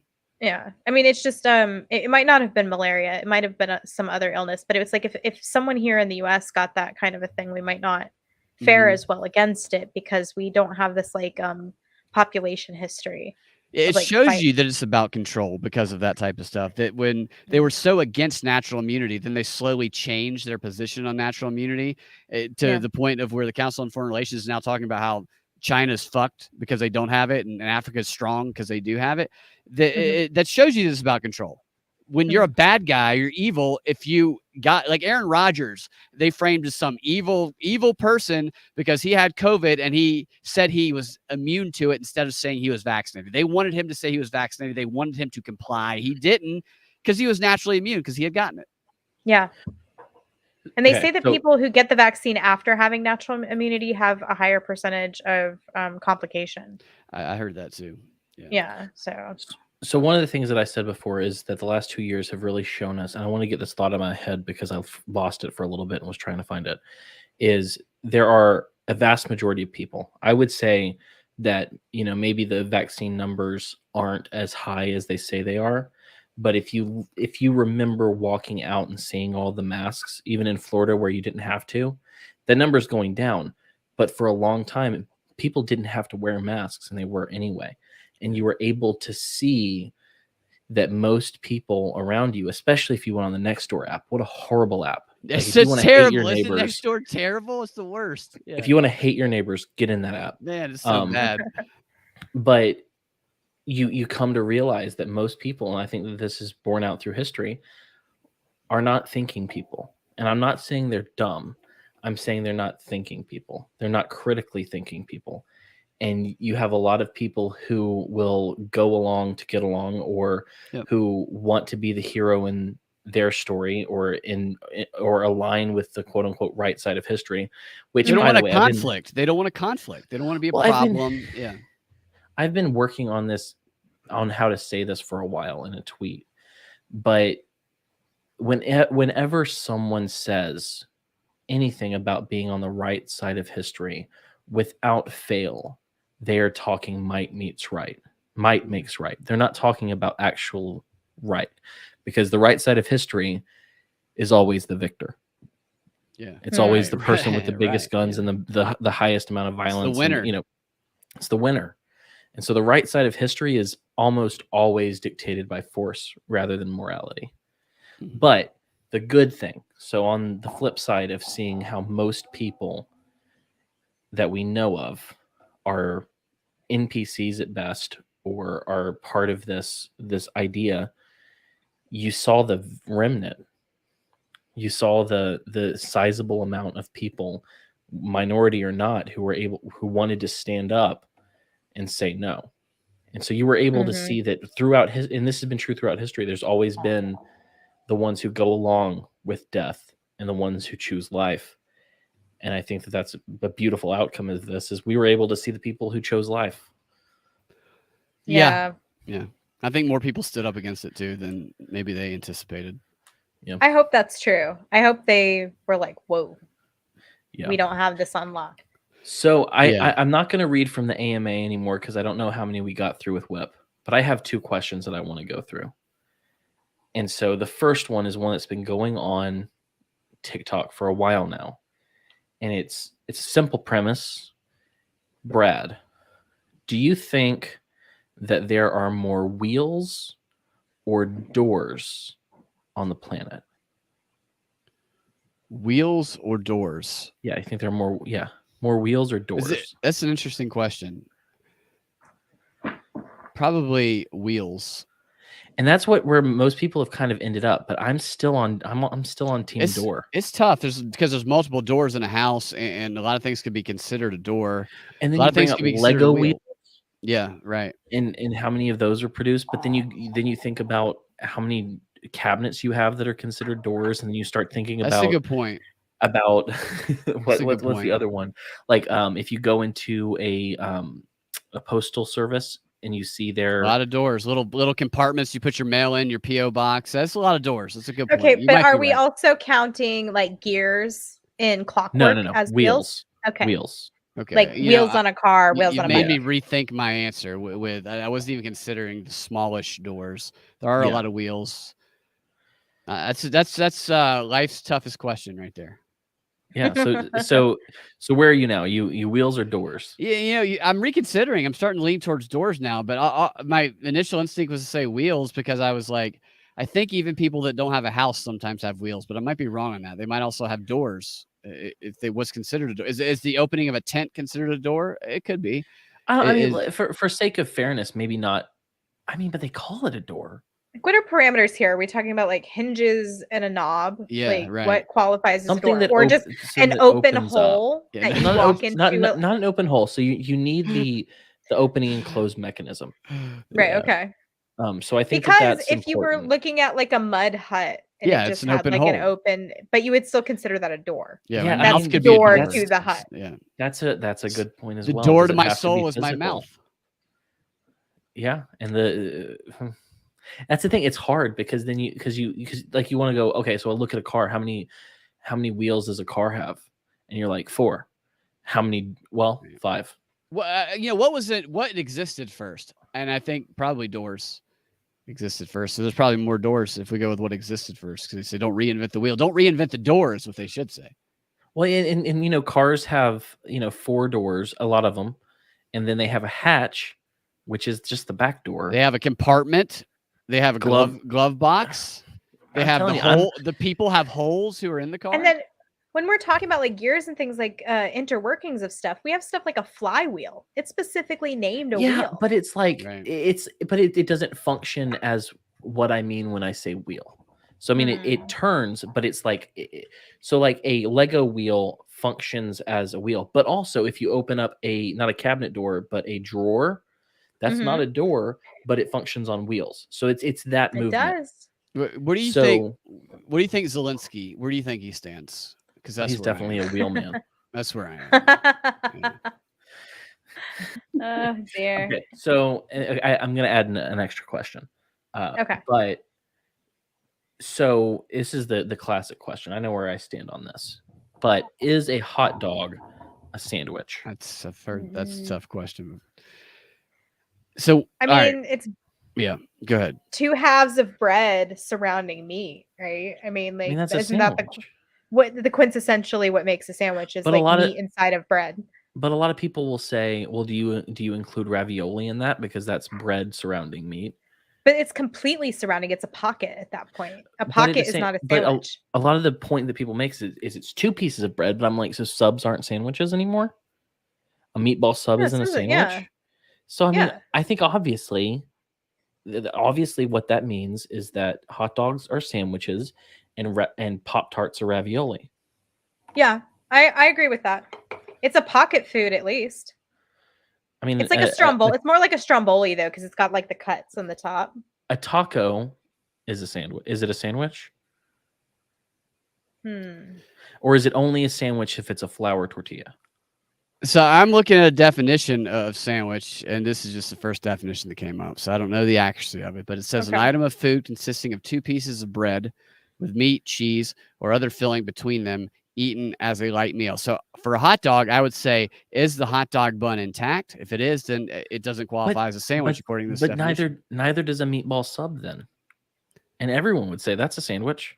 Submarine sandwich. Yeah, everyone might be mistaken according to this definition. There has to be severed, separate pieces, individual bread with their own sovereignty. The bread has to have sovereignty around the meat. I mean, like cookies are sovereign. I know this much. Yeah, of course. There is a story behind that, and it's stupid. No, I'm eating a cookie on the porch one time, and my husband blows past. He was my boyfriend at the time. He blows past me, knocks the cookie out of my hand. I'm like, "Hey, man, what the fuck?"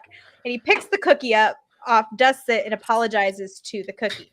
And I said, "I'm glad you respect the sovereignty of baked goods." And he said, "Only cookies, not scones." So it's great. So Brad, I agree. Yeah. So here's the question for you, Brad. Is a meatball sub or anything from Subway a sandwich? Is Subway a sandwich shop? I just, if I'm going with this definition, then I'm going to say no, it's not. I'm going to say it's not. I mean, but what I'm saying though is that it is. I think by we have to get nature. down to the history of who is telling the true history of a sandwich. Well, What is okay, I guess I get the further question is, since it is split and there is meat and cheese between it, does it then make it a sandwich, or does it have to be two pieces? if I'm going based on the first definition of sandwich that came up, that's a good question though. I think if it's split, then it becomes two pieces. It becomes its own piece of bread. It no longer, it's like if you're conjoined twins, you're still twins. Yeah, but you're one body. But if you get separated, then all of a sudden you have a lot more individuality. So I'm going to say that separated conjoined twins would be a sandwich, just like two pieces of bread would. They would fall into the category of a sandwich. So this is an interesting point I haven't pondered, and I think it works in my position, because you wouldn't say that conjoined twins with two separate personalities are one person. If you have a three-way with conjoined twins, it's not really a three-way. You're saying it's a one-way. I beg to differ. That is the holy grail of three ways. Really? So here, I think that hot dogs are sandwiches, because otherwise, sub sandwiches, hoagies, most of the sandwiches we love are no longer sandwiches unless a hot dog is a sandwich. When you consider sandwich being used as a verb, not a noun, to sandwich something is to put something in between something else. Mm-hmm. So in the respect of the verb, a hot dog is a sandwich. Can you sandwich yourself in a giant blanket? But yeah, when I think sandwiched, I think sandwiched between two things and not sandwiched inside of something else. Yeah, but think about it though. Like if you're in a big blanket and you have the bottom part of the blanket under you and you flip this over, are you sandwiched inside of your burrito? Well, no, that's only if you roll. I'm saying you leave it open. That's a taco. Okay. At best. Okay. Yeah, you're talking. But I mean, are you sandwiched between two sides of the same taco? Two sides of a blanket? See, now you got me thinking. Yeah, because I wouldn't consider you being sandwiched if you're under the same piece of fabric, which is also on top. But if it's if it's under, but I think you kind of are though. You're at least enveloped. Enveloped, yeah. So I mean, is the enveloping of something a sandwich? All right, so let's go base here. During intercourse, is the male sexual organ sandwiched between two sides of the female sexual organ? Yeah, absolutely. They're two labia, but it's connected to one thing. So no, hot dogs are sandwiches. That's more of an injection, though, isn't it? Like the same way you would fill a Boston cream. I would, yes. It is more of an injection. Sort of, but it's like the Boston cream isn't always partially out. Or partially exposed. I think these are the things that Socrates used to question with his, the questions we could never answer. So here my closing argument is, regardless of Merriam-Webster, who changes who changed the Yeah, definition it's of racism and on then a changed whim, it back yeah. recently. Did they change it back? They did, apparently. Yes. I saw that the other day.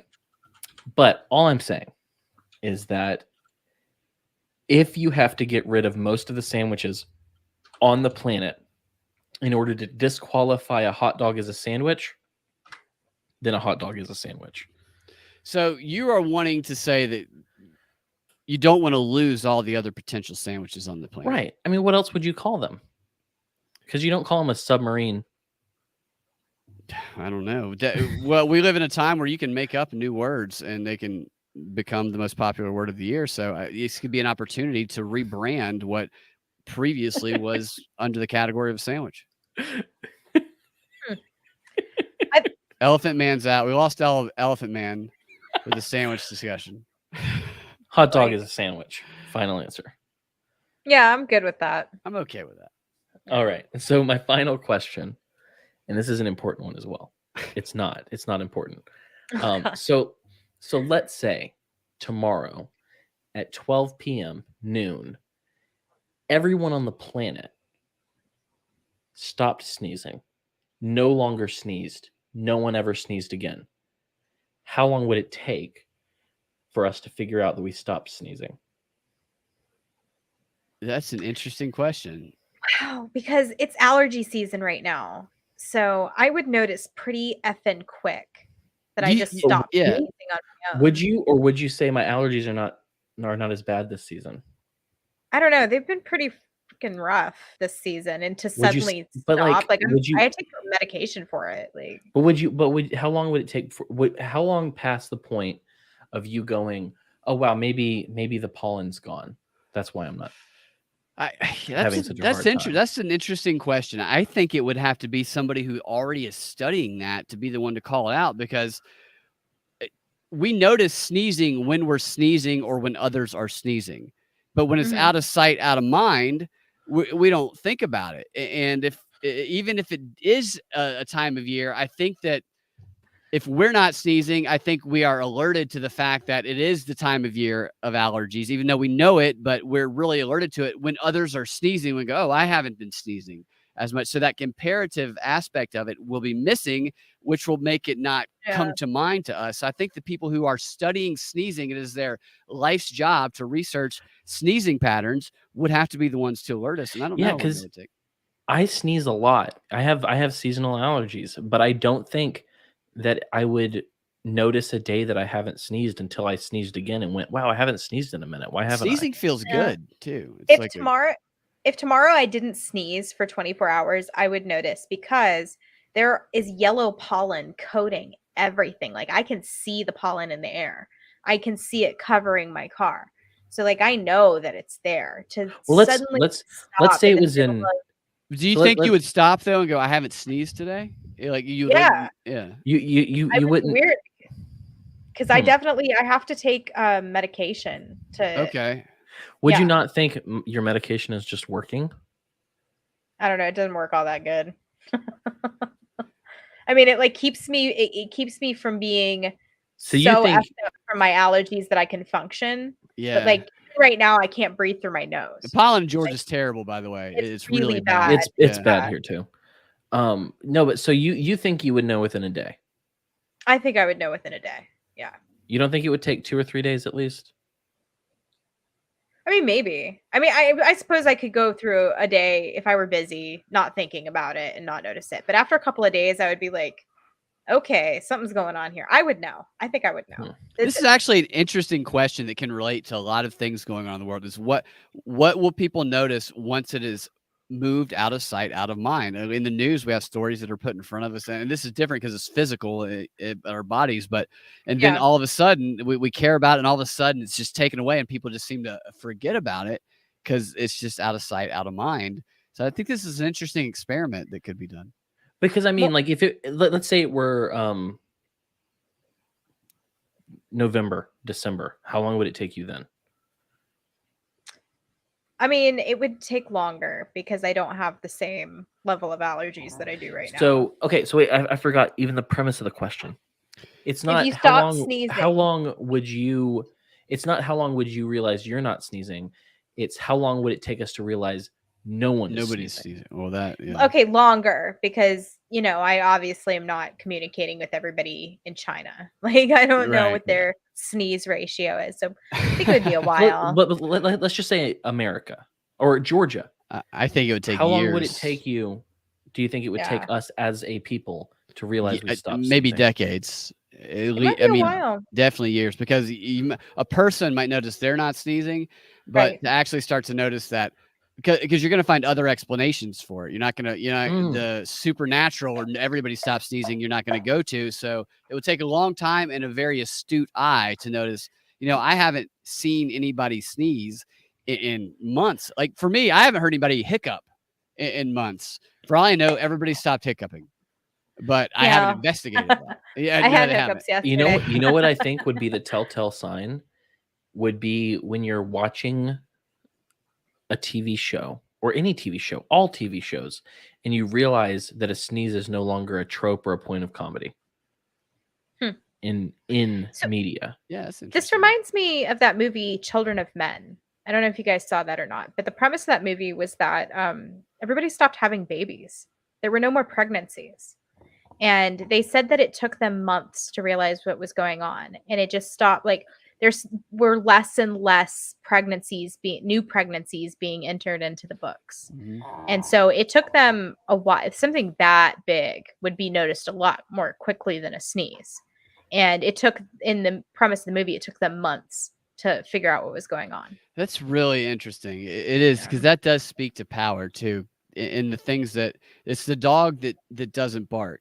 So it's the things that we don't see that can impact us in ways that we don't realize. So Right. doing things that are big and that we will see to take our attention away, that definitely is a tactic, but also taking things away that maybe it takes us a really long time to realize have been taken away. And I think childbirth is definitely the rates of, I know in China it went down, in Japan it went down, and here it's going down. Mm-hmm. So, let me tell you the trick about hiccups that I learned. What is it? It's a Does great it work? trick. It works. It's worked every time I've done it. So it's harder. I've had it work with me, but it's harder to convince yourself.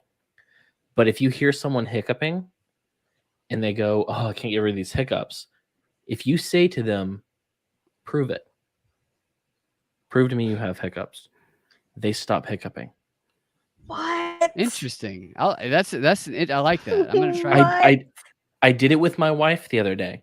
I mean, I've done it probably 2 or 3 times now, but she hiccups and I'm like, "Do it again," and she stops hiccuping. You fucking liar. Yeah. Crazy. And I did it to myself the other day. I was like, "Okay, I'm going to prove I have hiccups. Let me hiccup now," and I couldn't. That's a little reverse psychology going on. You have to show people Yeah. that you have to prove it. That's a good idea. I'm telling you, like people say, scare yourself or None put of it works. something None in of your that ear. stuff works. I swear, next time you hear someone hiccuping, tell them to prove it and tell me that they don't stop hiccuping. Every time somebody I know hiccups, I pull a gun and I put them directly in their head, and they And continue they still hiccuping. hiccup. Yeah, and now they're dead. That sucks. Oh, and then I also shoot them. Yeah. I That's why mean, they we stopped stop. the hiccups. Just Yeah. Also stop their heart. Basically a doctor. yeah, that's how doctors Yeah. work. So, final question, which He just keeps saying final question and then keeps no. This asking is me a like the question. actual final question. I don't have Yeah. any more Okay. fun questions. Okay. So you know the deal. What's giving you hope right now? Well, I always, you know me, I always have, I'm an optimistic person, even if I am very cynical, and I do believe in the individual. And I believe that even people who I disagree with, I have a lot of friends I disagree with, and who buy into the propaganda, even if it baffles me, it really does sometimes. I know that they have their intentions are not bad. And I know that they don't spend as much time with the news. So a lot of my hope lies in the fact that most of the people that I know personally are good people, even that I disagree with, and they try to do the right thing. And I think that most people, even though when we are wrong about something, we might initially stand our ground and be defensive about the position that we took, and we ultimately come around with reflection. And that my hope is in individuals, and I think most people are good. I don't think most people are evil. I think there are people who do evil things and seek to do bad things. But I think that most of the world isn't like that. And I think the fact that they have to continue adjusting. Edward Bernays talks about adjustment with propaganda strategy a lot, where they do something to, at the edge of the Overton window. Then they go back and they feel out public opinion. That's what all these surveys are for, Pew surveys and whatnot. And they see how the public is adjusting to it. And when the public is not bending to their will, then they have to scale it back and they have to change it. It's a constant battle. It's not so much if they have complete control over the public. They don't. The public has a say in it. And that say is the way that the public is reacting to the bullshit that they put out. And if we don't buy into it, they have to fucking scale it back and stop that bullshit. And I think we've seen that happen on certain levels. And no individual is as fucking powerful as we would make them out to be. Klaus Schwab and all, they're fucking humans just like us. They breathe air, they bleed blood. They're just like us. They are just in a position of financial wealth where they can influence decisions. And that's all it is. It's influence. And influence can happen in a lot of different ways. And I think the public doesn't realize the amount of influence that they have. And I think that the more people talk to each other outside of these mass gatherings, the more people wake up. And when you have a collection of the population who are good people, and I think that is true, then you always have an opportunity to defeat evil. Mm-hmm. That was a little. If I were, no, it's great. If I were to put that into like actionable advice, I would say that assuming malice makes potential friends enemies. Mm-hmm. Yep. And so if it's possible, first, as far as it is up to you, be at peace with everyone. But if you're able to assume positive intent, assume that not everyone is evil or doing evil or trying to do evil. Assume that the person that you're talking to, despite their misgivings, despite the nonsense that they've bought into, are trying to be good. Mm-hmm. And it's possible to open up a conversation at that point. Totally. I also think that like one thing that helps me is because I can get really frustrated with you've been to Relapse, Jessica. A lot of people there can be a little left wing and buy into some stuff. And I love they're my friends, they're my buddies, and I can get frustrated with them. But reminding myself that in all other aspects other than this, they're like fucking cool and sweet and awesome, and even here. So reminding myself that getting mad at them and like fighting with them over this, it's not going to accomplish anything. And two, that's exactly what the divide and conquer strategy is. And that's what the people want you to do. And that helps me kind of take a breath and say, okay, this is my friend. This isn't the fucking bullshit stereotype they're trying to get me to get into a fight with. Yeah. Right. These people are just as human as me. Mm-hmm. And I think that one of the most important things for you, for me, for Jessica, for anyone who looks at the news and sees the propaganda, we need to realize that just because we've become better at sniffing out propaganda and lies doesn't mean that we're not susceptible to it still. Absolutely. Yeah. And so we have to question things actively. Mm-hmm. Right. Totally. Something that I know I don't jump in on these that often, but something that kind of gives me hope is I read the other day that something like only 8% of people are on social media. So really the stuff that you see going on social media is like a microcosm. It's not majority of people. Yeah. Most people are just, taking care of their kids. They're doing their jobs. They're keeping the machines running. And thank God for it, because if other people were spending as much time as I am looking at the news, looking at like all the different angles, looking at all the social media trends, the way that people are talking about things, the society would grind to a halt. So thank God for people who are driving the trucks and growing the food and working the machines without being distracted by the bullshit. Absolutely. I love that. I completely agree too. I was thinking about something similar to that the other day. Well, I met a bunch of new people and no politics came up. Nothing about the war. None of that bullshit came up. And I was just thinking to Nice. myself, I don't think that most people are always involved. I think that because of what I do and what y'all do, that we are surrounded by it a little bit. But I don't Yeah. think that most people fucking are as infected by it as it would seem. Mhm, Well, one of the points that I meant to make earlier and forgot about is there is a lot of good, a hell of a lot of good that's come from social media. But the dark side of social media is that they have found a way to recreate mob mentality in individual homes. mhm, Oh yeah, mhm, and mhm. on demand too. They can do that. And that's Yeah. wild. I don't want to down it. Here's my thing. Look at this little face. Can you see? Oh no, that's Siri. Is that an Apple Watch? Yeah, look at that little light. Look Oh, at that little girl. Aw. Look at that. Yeah. I have the most sensitive and brilliant and smart and beautiful children, and I'm gonna mess them up. Like that's gonna happen. Like in a fight, you're gonna like, yeah. No, I You'll mean- whip Mess their these ass up. definitely. Yeah, I the mean- money's on you. I think it's impossible to be a parent without imparting some type of trauma to children. trauma. Nobody's think a it perfect happens. parent.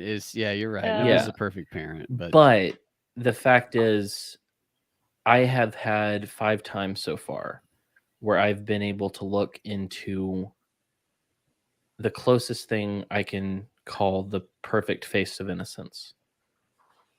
I can look into these little people that haven't done anything wrong, haven't Yeah. sinned, haven't done anything stupid, haven't bought into stupid things, who question, like, my God, you could tell one of my sons that the sky is blue, and he'll be like, "Are you sure?"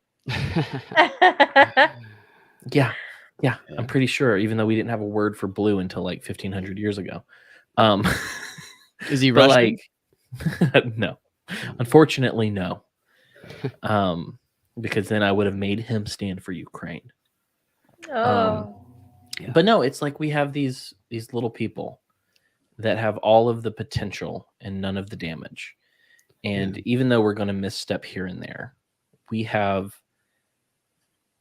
even if you're an uncle or an aunt, or you have good friends with children, you have this little moment in their lives to model goodness. Yeah. And to model what it means to be a human. And it's beautiful to me that not everything's bad, and it can't be, because children exist. Totally. Yeah. That's like children are the future, man. That's where the battle is. It's over. Well, and it's so funny. It's like, I remember when I was a kid, people be like, children are the future. And I'm like, no, dude, they're so now. And that's what's so beautiful about that, is they're now. They live in the now. Yeah. They're do. absorbing things for the first time and stuff. And it's like I have all of these trepidations and things that I don't like, or things I don't want to do. Like, I don't want to go outside and deal with mosquitoes and be outside in the yard, but it's like they do, so I do. Yeah. And I do it, and I get to be a kid again. I That's get to awesome. disentangle myself from the nonsense. So, like, even if you're not a parent, if you have a friend who has a kid, preferably over the age of 3, hang out with them, because No, I have nieces and nephews, and when they were kids, I loved them. Now I don't, now they can go fuck themselves. But now I loved them. No, I'm just kidding. I still love them. I love them very much. But yeah, they were. Yeah, it's just kids are great. there's you get to this point in your life. I don't know when it happens. Maybe 25, where you have this, or maybe it's earlier or later, depending on who it is. But I think everyone hits a cynical part in their lives. Mm. And, they don't see the forest for the trees. And the forest is beautiful. And so, if you can find a window into innocence, into beauty, into discovering the world for the first time, freaking do it, man. I hope this isn't weird or anything, but I like to listen to children play, especially in their interactions when they're making up games. Yeah, Because they yeah, just invent their own games. yeah. Do you They're guys so remember creative. doing that? They're Mhm. so creative. It's like, okay, you're the dog catcher and or whatever it is. Like they just come up with stuff and it's so interesting to listen to them work out the rules so that it's fair for everybody. Everybody gets to play. Like it's so there's a child culture and Mhm. it's Yeah. really interesting to observe. It really Because is. Go ahead. What's interesting about kids is that for the most part, they conceive of themselves as opposed to adults. Mhm. And, you're a kid, I'm an adult. And so it's like, I can understand that. I was that at some point. But how much better would it have been if I was able to fully find myself and rather than in opposition to my parents, but as a cohesive whole with my parents. Hmm. And so that's one of those Yeah. things that I'm trying to figure out how to break down because I'm an adult. I'm jaded. I have things that I don't want to do, things I don't want to see, things I don't want to. God dang it. Don't make me watch Bluey again. But it's amazing to me that so many parents would rather live in a reality where their kids are opposed to them and define themselves against them rather than with them. And I think that's kids are going to be fine in that. Kids are going to thrive in that. But adults are missing out on something Mm-hmm. when they don't try to break down those walls. Yeah, I'm sure that's challenging, that balance of being with them, but also having to be the person who is disciplining them. Yeah. I can imagine that's Yeah. challenging. Yeah. It's very challenging, but it's like so a couple of my kids are spending the night out with a grandparent tonight, and we have one boy left. And when he said tonight, "Hey, do you want to come outside and catch bugs with me?" I was like, "No, Yeah. to hell with that. I don't want to Fucking weirdo. No. But I was like, I would love to go outside with you. Can you do a flip on the trampoline? Show me all your trips on the trampoline. They love that. Yeah, it's great. It's so like it makes you like no, I that kind of stuff. It makes you forget. It makes you remember what you've forgotten when we were like I used to love catching fireflies and I used to, swiping yeah. them. Yeah, I used to yeah, love and- catching crickets and putting them in a little cricket house, but I don't Yeah. want to touch them now. and just bouncing on a Yeah. trampoline. It just, Yeah. But I can bounce on the trampoline and I can tell him my bug stories, and then he tomorrow will go look for crickets and roly polies. Yeah. Do you remember as children what a magical time Twilight was? When it was not Yeah. quite dark, it was I not don't- quite nighttime, not have- quite day. We don't have fireflies here. I haven't Oh, seen a single no. one. Really? I need to go back to the true South at some point in my life because So I grew up with fireflies. I grew up like it was so funny when my nephew was like 2, maybe. We would catch fireflies and he would catch them, and then he didn't want to hold them, so he would flick them down, and it looked like he was flicking away a like a cigarette. cigarette. Yeah. And I was just like, God, I Yeah. don't get to See, flick kill fake them, cigarettes with my really. kids. Yeah, So kill them. when I live in like the deep south in the country and I live close enough to a dump. We don't smell it, thankfully, but I'm close enough to a dump that we have this phenomenon where the fireflies will mate in the trees. And they light the trees up like glitter. It is phenomenal. And you have to, so this is a phenomenon that occurs near a dump because there's certain gases that are in the air or whatever. And I found this out when I moved out here. I'm like, why is it so magical out here right now? And they're like, oh, because there's a dump 3 miles down the road. Like, oh, okay.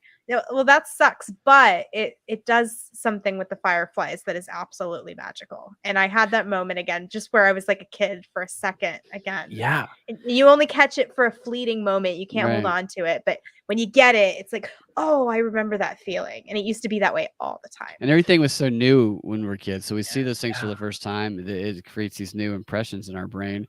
And the weight of the world and the responsibilities that you have as an adult, there aren't necessarily there as a kid. and it gives you that opportunity to kind of be free and explore and learn about it. And that's something that it's just, there's nothing like it, and it's hard to recreate. But you're right, Jessica. There are moments, fleeting moments of where you can feel like that again. They're just awesome.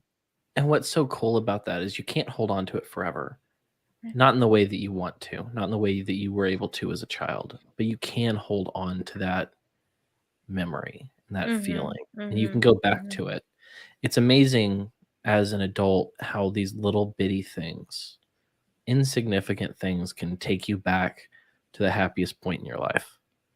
Do you guys experience, this is kind of off topic, maybe it's not, the Christmas spirit, where you'll get it for a second, just briefly, and it's just briefly, it's so fleeting, but like you catch it for a second. It's You're like, so oh, amazing when you can catch it again. I used to, when I was a kid, I would get a tree for my own. I just want to decorate everything. I would watch like Christmas Vacation like every day in November and December. I just loved it. And it was, and I knew from a young age that Santa Claus wasn't real, but it was still there. Oh shit. Yeah, there's a lot of under fives watching the live feed at 11:49. Right. Yeah.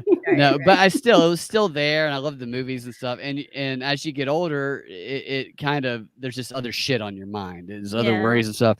But those times, that's such a great example. There have been times when you can. You just went out. Brad, you went out.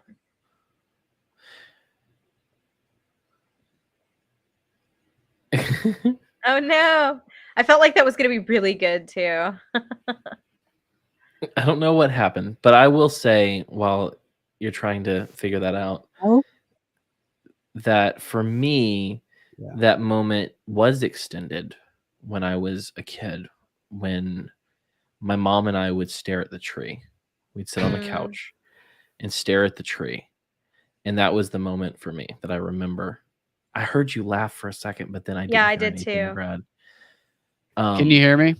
Yes. Okay. All right. But what I was saying is, what's good is we haven't quite hit it yet, but I know that I get to have that same moment from the opposite end with my kids that's really my cool. mom had with me. Yeah, that's really cool.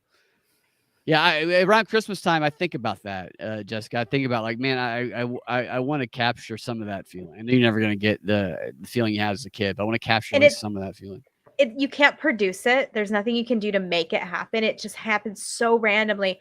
Like last year, I was walking through the mall when I got my new glasses, and there was a mall Santa, and I saw a little kid. It was his turn, and he ran up there, and he just started with his arms spread out wide. He was talking to Santa, like his arms and his fingers were just spread out wide, and he was like basically shouting at Santa because he was so excited. Yeah. And I was walking on the second level, so I was looking down on this scene, and I just got this wash of like the Christmas spirit. I was like, oh, there it is. And like almost the moment you notice it, it kind of goes away, but it's there. And I'm grateful for that feeling. Well, and I think that as adults, we kind of get to the point where we feel like we're never going to feel the magic again. Yeah. And I think a lot of that has to do with the fact that the magic is bred out of us over time in school and in work and in different ways. But the mere fact that you can open yourself to it is the most important part, I think. Because it's not necessarily even Christmas. Anything, yeah. But wonder. It's like, you want me to get to the place where I can feel God. Put me on a beach at nighttime when no one else is there, and you can hear the waves hitting the beach, and for me, who has this stupid kind of poetic creative mind, that washing in and out of the beach becomes the breath of the world. Yeah. You hear it breathing. And so like that, to me, it's like you can find these little time capsules in a sense. You just have to be open to them, and when you find them, you have to recognize them. You can't force them. It won't always work. But if you know what gets you to the place where you can feel wonder and awe and beauty again, it's the most worthwhile thing in the world. And I will tell you, there's not a thing, and I hate that they grow up, but there's not a thing that renews that in me quite like, and I love my boys. I'm not saying I don't, but my little girl, Lorelai, looking up at me. Like, she'll wake up in the middle of the night, she'll be scared, but she'll look up at me with such love. Yeah. And it's like, I remember that love. Yeah, you just got to put them on hormone suppressors, and you'll be able to have that last for You feed them Quicksilver; they don't grow up so a little fast. bit longer. A lot of it, I think is just. I think it can be simply, in some aspects anyway, boiled down to just being in the present moment. As kids, we are living in that moment. We're not thinking in the future. We're not necessarily thinking in the past as much as we do now. Yeah. But now, as adults, we live in the future with our future worries and our past things that we consider failures or things that we can't have a problem getting over. And we spend less time in that present moment. And we can miss a lot of things, and things can seem like it's the exact same thing that happened the day before. And when things seem like they're the same thing that happened the day before, time moves faster. And as a kid, time moves slower because things are new. We're experiencing this world that we've never experienced before for the first time, and it's leaving these strong impressions in our brain, these strong memories. And that's why they say that if you want to slow down time, then you do something different every day, something you've never done before. It doesn't have to be wild or crazy. It just has to be something different that you focus on in that present moment. And I think that being able to just really, it can be tough. It really can, to just, if you're having a conversation with somebody, you got a lot of shit on your mind, you're on your way to do something, to actually focus in on that conversation. And instead of being here and halfway being there, but when you actually do that, you remember that shit like vividly. And this is something with improv that I learned a lot, and I don't do it near as good as I used to. But like before every show, people will come in with their days, their stresses, or worries, and if you carry that shit on the stage, and you're going to suck because you're not going to be reacting in the moment. And that's the thing about improv, is you have to be able to react to what the other person has given you in a natural way, and obviously comedic. But if it doesn't seem genuine, if it's not a natural reaction, if you're not listening, it's not going to fucking work. So you had to get out of your head. And a lot of people are in their heads because they're trying to be funny or whatever. But one of the ways that Bob was always great at this is he would do these yoga exercises and these mindfulness exercises that at first I thought were like, this is gay as shit. But then I started loving them. As soon as we did them, I was like, I fucking love this. We would do these breathing exercises. He would always say, control your breath, control your life. And I think that's very true. And one of the exercises would be that you just take all of your worries and all of your fears and you imagine them in your mind. And as you're imagining them, and we're all laying on the floor while we're doing this, you crumple them all up into a big wad of paper, and then you just kick them out and they're gone. They will still be there. They will still be there after these 2 hours, and you can go worry about them then. But it's going to do nothing for you to worry about them now. So be in the moment right now, and then you can worry about that shit afterwards. And I think that applies in so much of what we do, that those problems would be solved by spending more time in the moments that we live in and embracing them instead of worrying about the shit all of the time and having it bring us down. Not to mention that this makes me think of crack cocaine. Awesome. Because, if you think about how people talk about smoking crack the first time and how high they got, and how after that point they chased the high. They tried to get that high back, and they never were able to. And so maybe, and this is something I'm gonna think about for the next couple days, is what if we approached, obviously life is not quite like crack, but what if we approached the high gratefully rather than trying to make it match a previous high? Yeah, it's a high in and of itself. It's a new high. Instead of the same high, it's a new high, kind of. Like the first time you are with a woman, it is a very impactful moment, but I'm damn grateful every time it happens again. You know what I mean? Why better be? It's just why is it that we find it so hard to apply that same contentment, gratefulness to these little magical moments It's a great that point. remind us of childhood.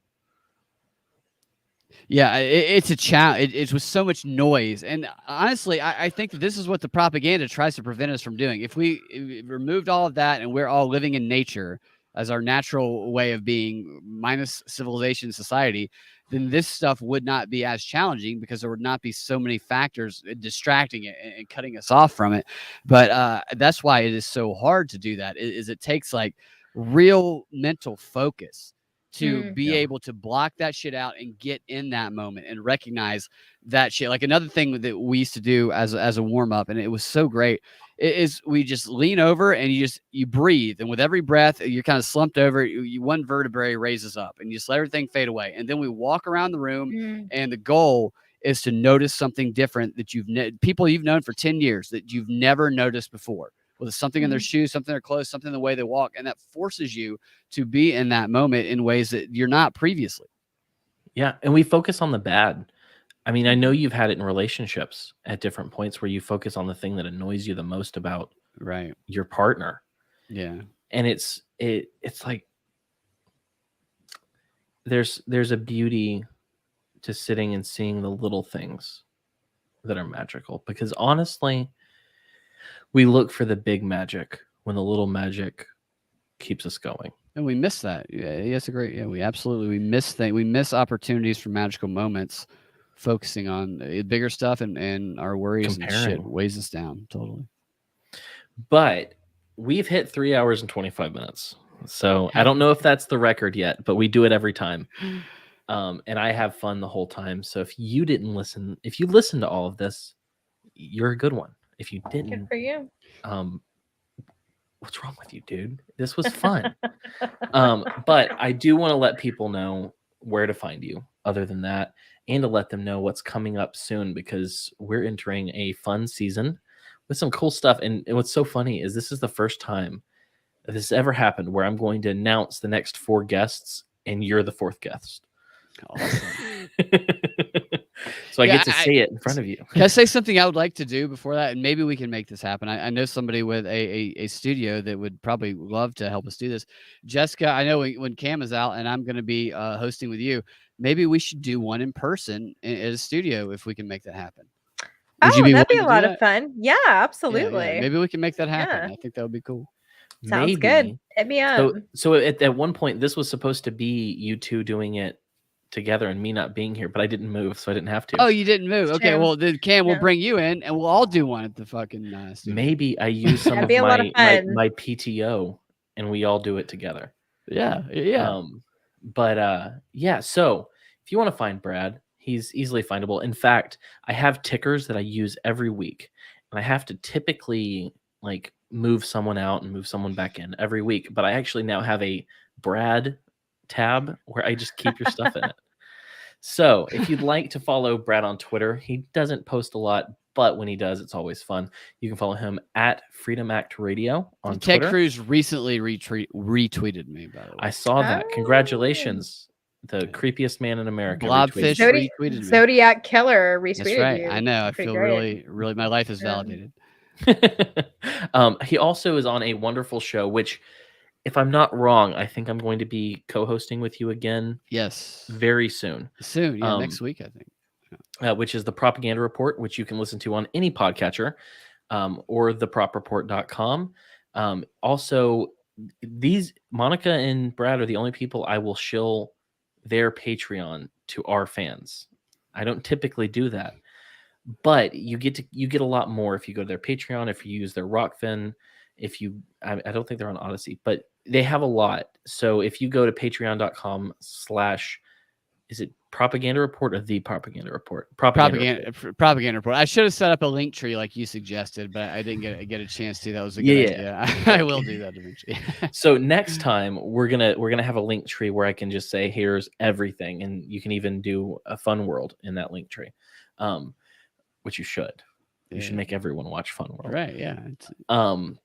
But yeah, patreon.com/propaganda report if you want to join us in our parties. Last time Brad showed up, so that's patreon.com/. I gotta say, I had a blast too. That, even though I thought it was live, I didn't care. It was so much fun playing that game with y'all. I love that game. It was awesome. Oh yeah, that was a lot of fun. Yeah. So they're also on Rock. Are we doing that? Are we doing that again soon?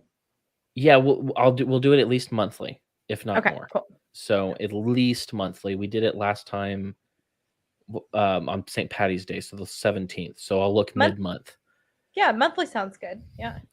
So the propaganda report's also on Rockfin. It's on Rumble.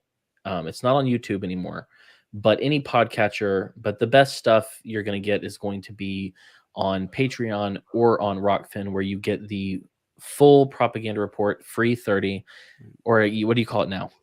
The DMB XR on, you get that on Yeah. Patreon, and you can get that on Rockfin as well. And we do deep dives on Rockfin, where those clips that the Council on Foreign Relations and other think tanks that Biden ultimately repeats verbatim weeks later, I deconstruct some of those things. Nice. So is there anything else that I missed? No, I think that wraps it up for us anyway. We are going to be doing a live stream. I'm doing a deep dive. I'm going to be deconstructing one of those think tanks tomorrow night at 8 p.m. Eastern time on Rockfin. So if you want to see what Biden's going to say in 2 weeks, then that's where you'll hear it. Yeah, so they have a lot of good stuff, and like I said, I'm supposed to be doing that next week, so you could hear me again if you really want to. I'm like the dumbest person who ever comes on the propaganda report, so not at all. No. Not at all. The way you uttered that. Yeah. But beyond that, obviously, thank you for coming on. What's funny is the reason that you're here at the end of this month, as well as we're talking about doing it every month at the end of the month to wrap up. We didn't really talk about what we talked about this month, which was surprisingly apropos since I booked things like 2 or 3 months in advance. And then I booked a detransitioner, and then all of the trans stuff came up this month. And so it's like, I didn't know that was going to happen, but it was cool. Yeah. Wow. You had a detransitioner on. Yeah, it was a really interesting conversation. Yeah, was that last week's? No, that it was was like probably the first of the months, I think. Okay, 3 weeks ago, I think. That's interesting. Yeah. So that was fun. The guest was Kat Kattinson, and it was a phenomenal interview. Yeah. Interesting. But thank you for coming on, and thank you for coming back. Like I was saying, the reason that you're here is because we said to our patrons, it wasn't even, hey, what do you want to happen every month? It was, hey, is there anything that's interesting that you'd like us to book? And 2 or 3 people chimed up, hey, could you just have Brad on once a month? Well, so I love hanging out with you guys. So that's awesome. So thank you. I mean, that's great. Thanks for having me on. And I like hanging out with you guys. You guys are cool. But beyond that, I'll tell you, since you're at the end of it anyway. But so the next 2 weeks are Christian focused. So like, if you're not into that, sorry, don't give a crap. But next week we're going to be talking to Cody Cook. He's been on 2 or 3 times now, I want to say. And we're going to be talking about what is the gospel? What's the good news? What is this thing that we tell people Jesus did, right? What is this about? And so we're going to talk about with him. Uh-oh, my headphone went out. We're going to talk with him about what that means and what this full story is and how we should talk about it, which I'm very excited about. And then the week after that, we are going to be talking to Glenn Peoples of Right Reason New Zealand, and also he's a part of Rethinking Hell. And we're going to be talking to him about resurrection, Easter, and what that means. And maybe we've missed something in our time talking about this. So we're going to talk about resurrection and why there's hope, and that maybe we'll even get into the demarcation between optimism and hope, which is something that I've been dealing with recently, which is, we'll get to it. After that, I'm so excited, Brad. I'm so excited. We have Ben Brown, who is a comedian, coming on the show, and he's not your normal everyday, I went to Relapse and learned how to do stand-up comedy comedian. He grew up in a polygamist Mormon compound. He grew up with sister mommies. Oh, that's great. And I'm so excited about. I envy that as a comedian. I envy that. I watched all of Big Love and all of Sister Wives, so I'm really excited to talk to a person who's really life. That's interesting. Can you imagine? So I'm excited about that. No. And then No, right. obviously, obviously, following that, we have Brad coming back, and we'll talk about all we talked about the next month. We'll talk about what we missed in the news cycle, what Brad was right about, what Monica was right about, what Jessica may have been right about. I don't maybe watch the news. This is basically where I get my news. I literally will get my news from these events right. because I don't and watch it anymore. It doesn't interest It's me. hard to watch. Yeah, it can be. Yeah, it is. yeah. It's like how much I'm gonna get us started off on a whole new tangent. I'm Yeah, sorry. How much can And you it's like take? how many idiot things that the ultra rich are doing can I pay attention to? And I really can't. the only things worth paying attention to with the ultra rich is how stupid they are and how they make themselves look like cucked fools in front of the whole world. Yeah. And that's wonderful. Not to go on a tangent, but the whole idea that they're taking people's yachts, the rich people's yachts in Russia. Well, I don't have it. I'm sure they're doing fine without their yachts or mega yachts, these Russian oligarchs. Taking people's private citizens' yachts, it seems a little like a bit of an over extension of power there. When has that ever stopped them though? It's Like just and people aren't like stopping to be like, wait a minute, that's a little strange. anything that you think about, well, surely they'd never do that. Yes, they will. Yeah, they'll do right. it to you and they'll do it right in front of your face. Yeah. So yeah, don't believe that bullshit you tell yourself about what they're not capable of. Mhm. So before next month, if you have questions for Brad about the news, about propaganda, about what you want to know that he didn't talk about, or want to hear him say the same things but with the F word involved, we can do that next Very month. good at saying the F word. But beyond that, We try I'll so let hard. you know that if you want to find Sorry. me on Twitter, you have to go at @HamCarlos. I am a little tiny piggy with a hat waiting for a bus, as Jessica Because says. he doesn't have a car. This is like top-notch girl humor. It's like that is if I were to define the humor of a It's girl, that is what I would say. funny. I love that you think that. Yes. Oh. I don't It need happens, you to it approve happens. of what I think is funny. It just is happens, funny. Yeah, You know the I love you. e-scooter, I wouldn't though, give it's you gotta be- I wouldn't give you crap if I didn't love you. I would ignore you Mm. completely. No. Okay.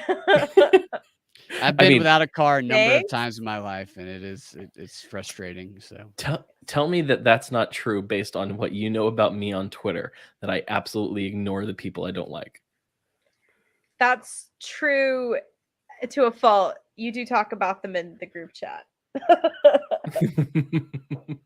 But if you want to listen, if you want to see some soup recipes and other Mhm. things, you can find Jessica on Twitter @SoupCanarchist. Every now and then you'll catch her, which was her introduction, but she wasn't here for, arguing with atheists and trying not to argue with atheists, but arguing with atheists anyway. So hard. If you're still listening, and you're listening, not watching, you can watch us every Wednesday, 8:30 p.m. We're live on Rockfin, Odyssey, and YouTube. YouTube is typically the best just because we can get your comments on the screen. You can be a part of the conversation far better.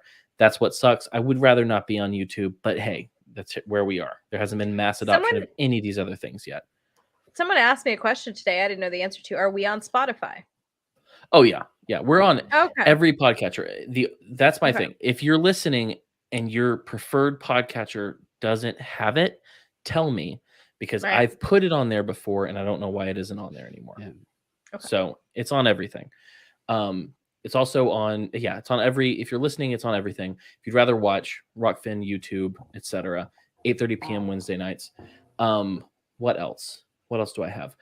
T-shirts, mugs, tanks. If you want to look as handsome as me and Brad, wearethemadOnes.com/store. That's where you can get your tanks. I have new tanks. I'm using a new provider rather than Amazon. And it's the same one that you guys use. And that shirt impressed the hell out of me when Monica sent it to me. So I have high hopes, but I haven't seen one yet. The mugs are awesome though. I can attest It's to high that. quality for sure. Let's see. I think that's it. I think that's all. Oh, no. Patreon. Okay, so In 2 days, we have another episode that we are recording. It's our Easter episode, but we're having to record it 2 weeks early because the guy lives in New Zealand, so he's in a different time zone. He's also fairly involved in his church and Christianity and all of these things, so he doesn't have time to do it after that. So if you want to be in on the resurrection conversation with Glenn Peoples early, sign up for our Patreon now, because you can listen to it live and be a part of the conversation, part of the comments. Then patreon.com/themadOnes. And as Jessica said, we're going to have another party in a couple weeks on Zoom. Brad may or may not be there, depending on whether or not he thinks we're actually doing a live show. No, you just sent me the link and I showed up. But once I knew it was a game, I was like, "This is cool." Because you're a good friend. That's because you're a good friend, Brad. That if he just sends you a link, you show up ready to perform. I'd be like, no, ready I was to hang scheduled. out. Right, it was great. Like seriously, I've been looking. I looked for that game on PlayStation.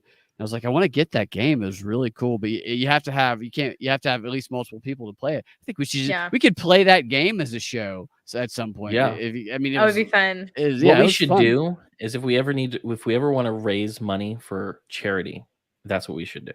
Yeah, a show. Oh, that'd be fun. Yeah, we should do that. It's a good idea.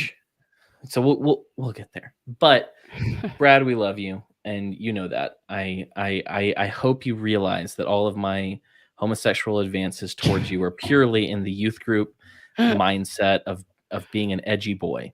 So totally real. Right. Totally. No, I love you guys. I appreciate you having me on, and I'd cup that booty. Right. I yes, totally cuppage, and thank you, and I look forward to having a good time with you guys. So seriously, I do a lot of production work and stuff, so I don't do a lot of other shows because I don't have the time, but I always want to come hang out with you guys. You guys are great. And also AMAs can go both ways. So if you were like, hey, I want to ask Cam about this topic that no one else would find interesting but me, I'll probably find it interesting. Absolutely. And I was going to say that if there's, I do a lot of weird shit. I've done a lot of weird shit, a lot of different stuff in my life. And you're familiar with some of it, whether it comes to theater or I've worked in marketing. I was in law school. I've done a lot of different shit. So if there's anything specific you ever want me to like, I'm a generalist typically, but I do have some specific stories and specific knowledge about certain subjects that I can bring if people are interested as well. Dude, I'm interested in anything you'll talk about. I am not even a generalist. I'm a conversationalist, and that's it. Hey, that's a good skill. So with that, we love all of you. Thank you for watching. Thank you for listening. Hit like, subscribe. We want to get to 1,000 on YouTube. We want to get the 3,000 watch hours so we can monetize, so we can make a little money doing this. That's the dream. The dream is to be monetized so you can then ultimately be instantly demonetized. Yes, absolutely. So we love you. Thank you for watching. As always, you have a chance to be a light in the world, so go light it up.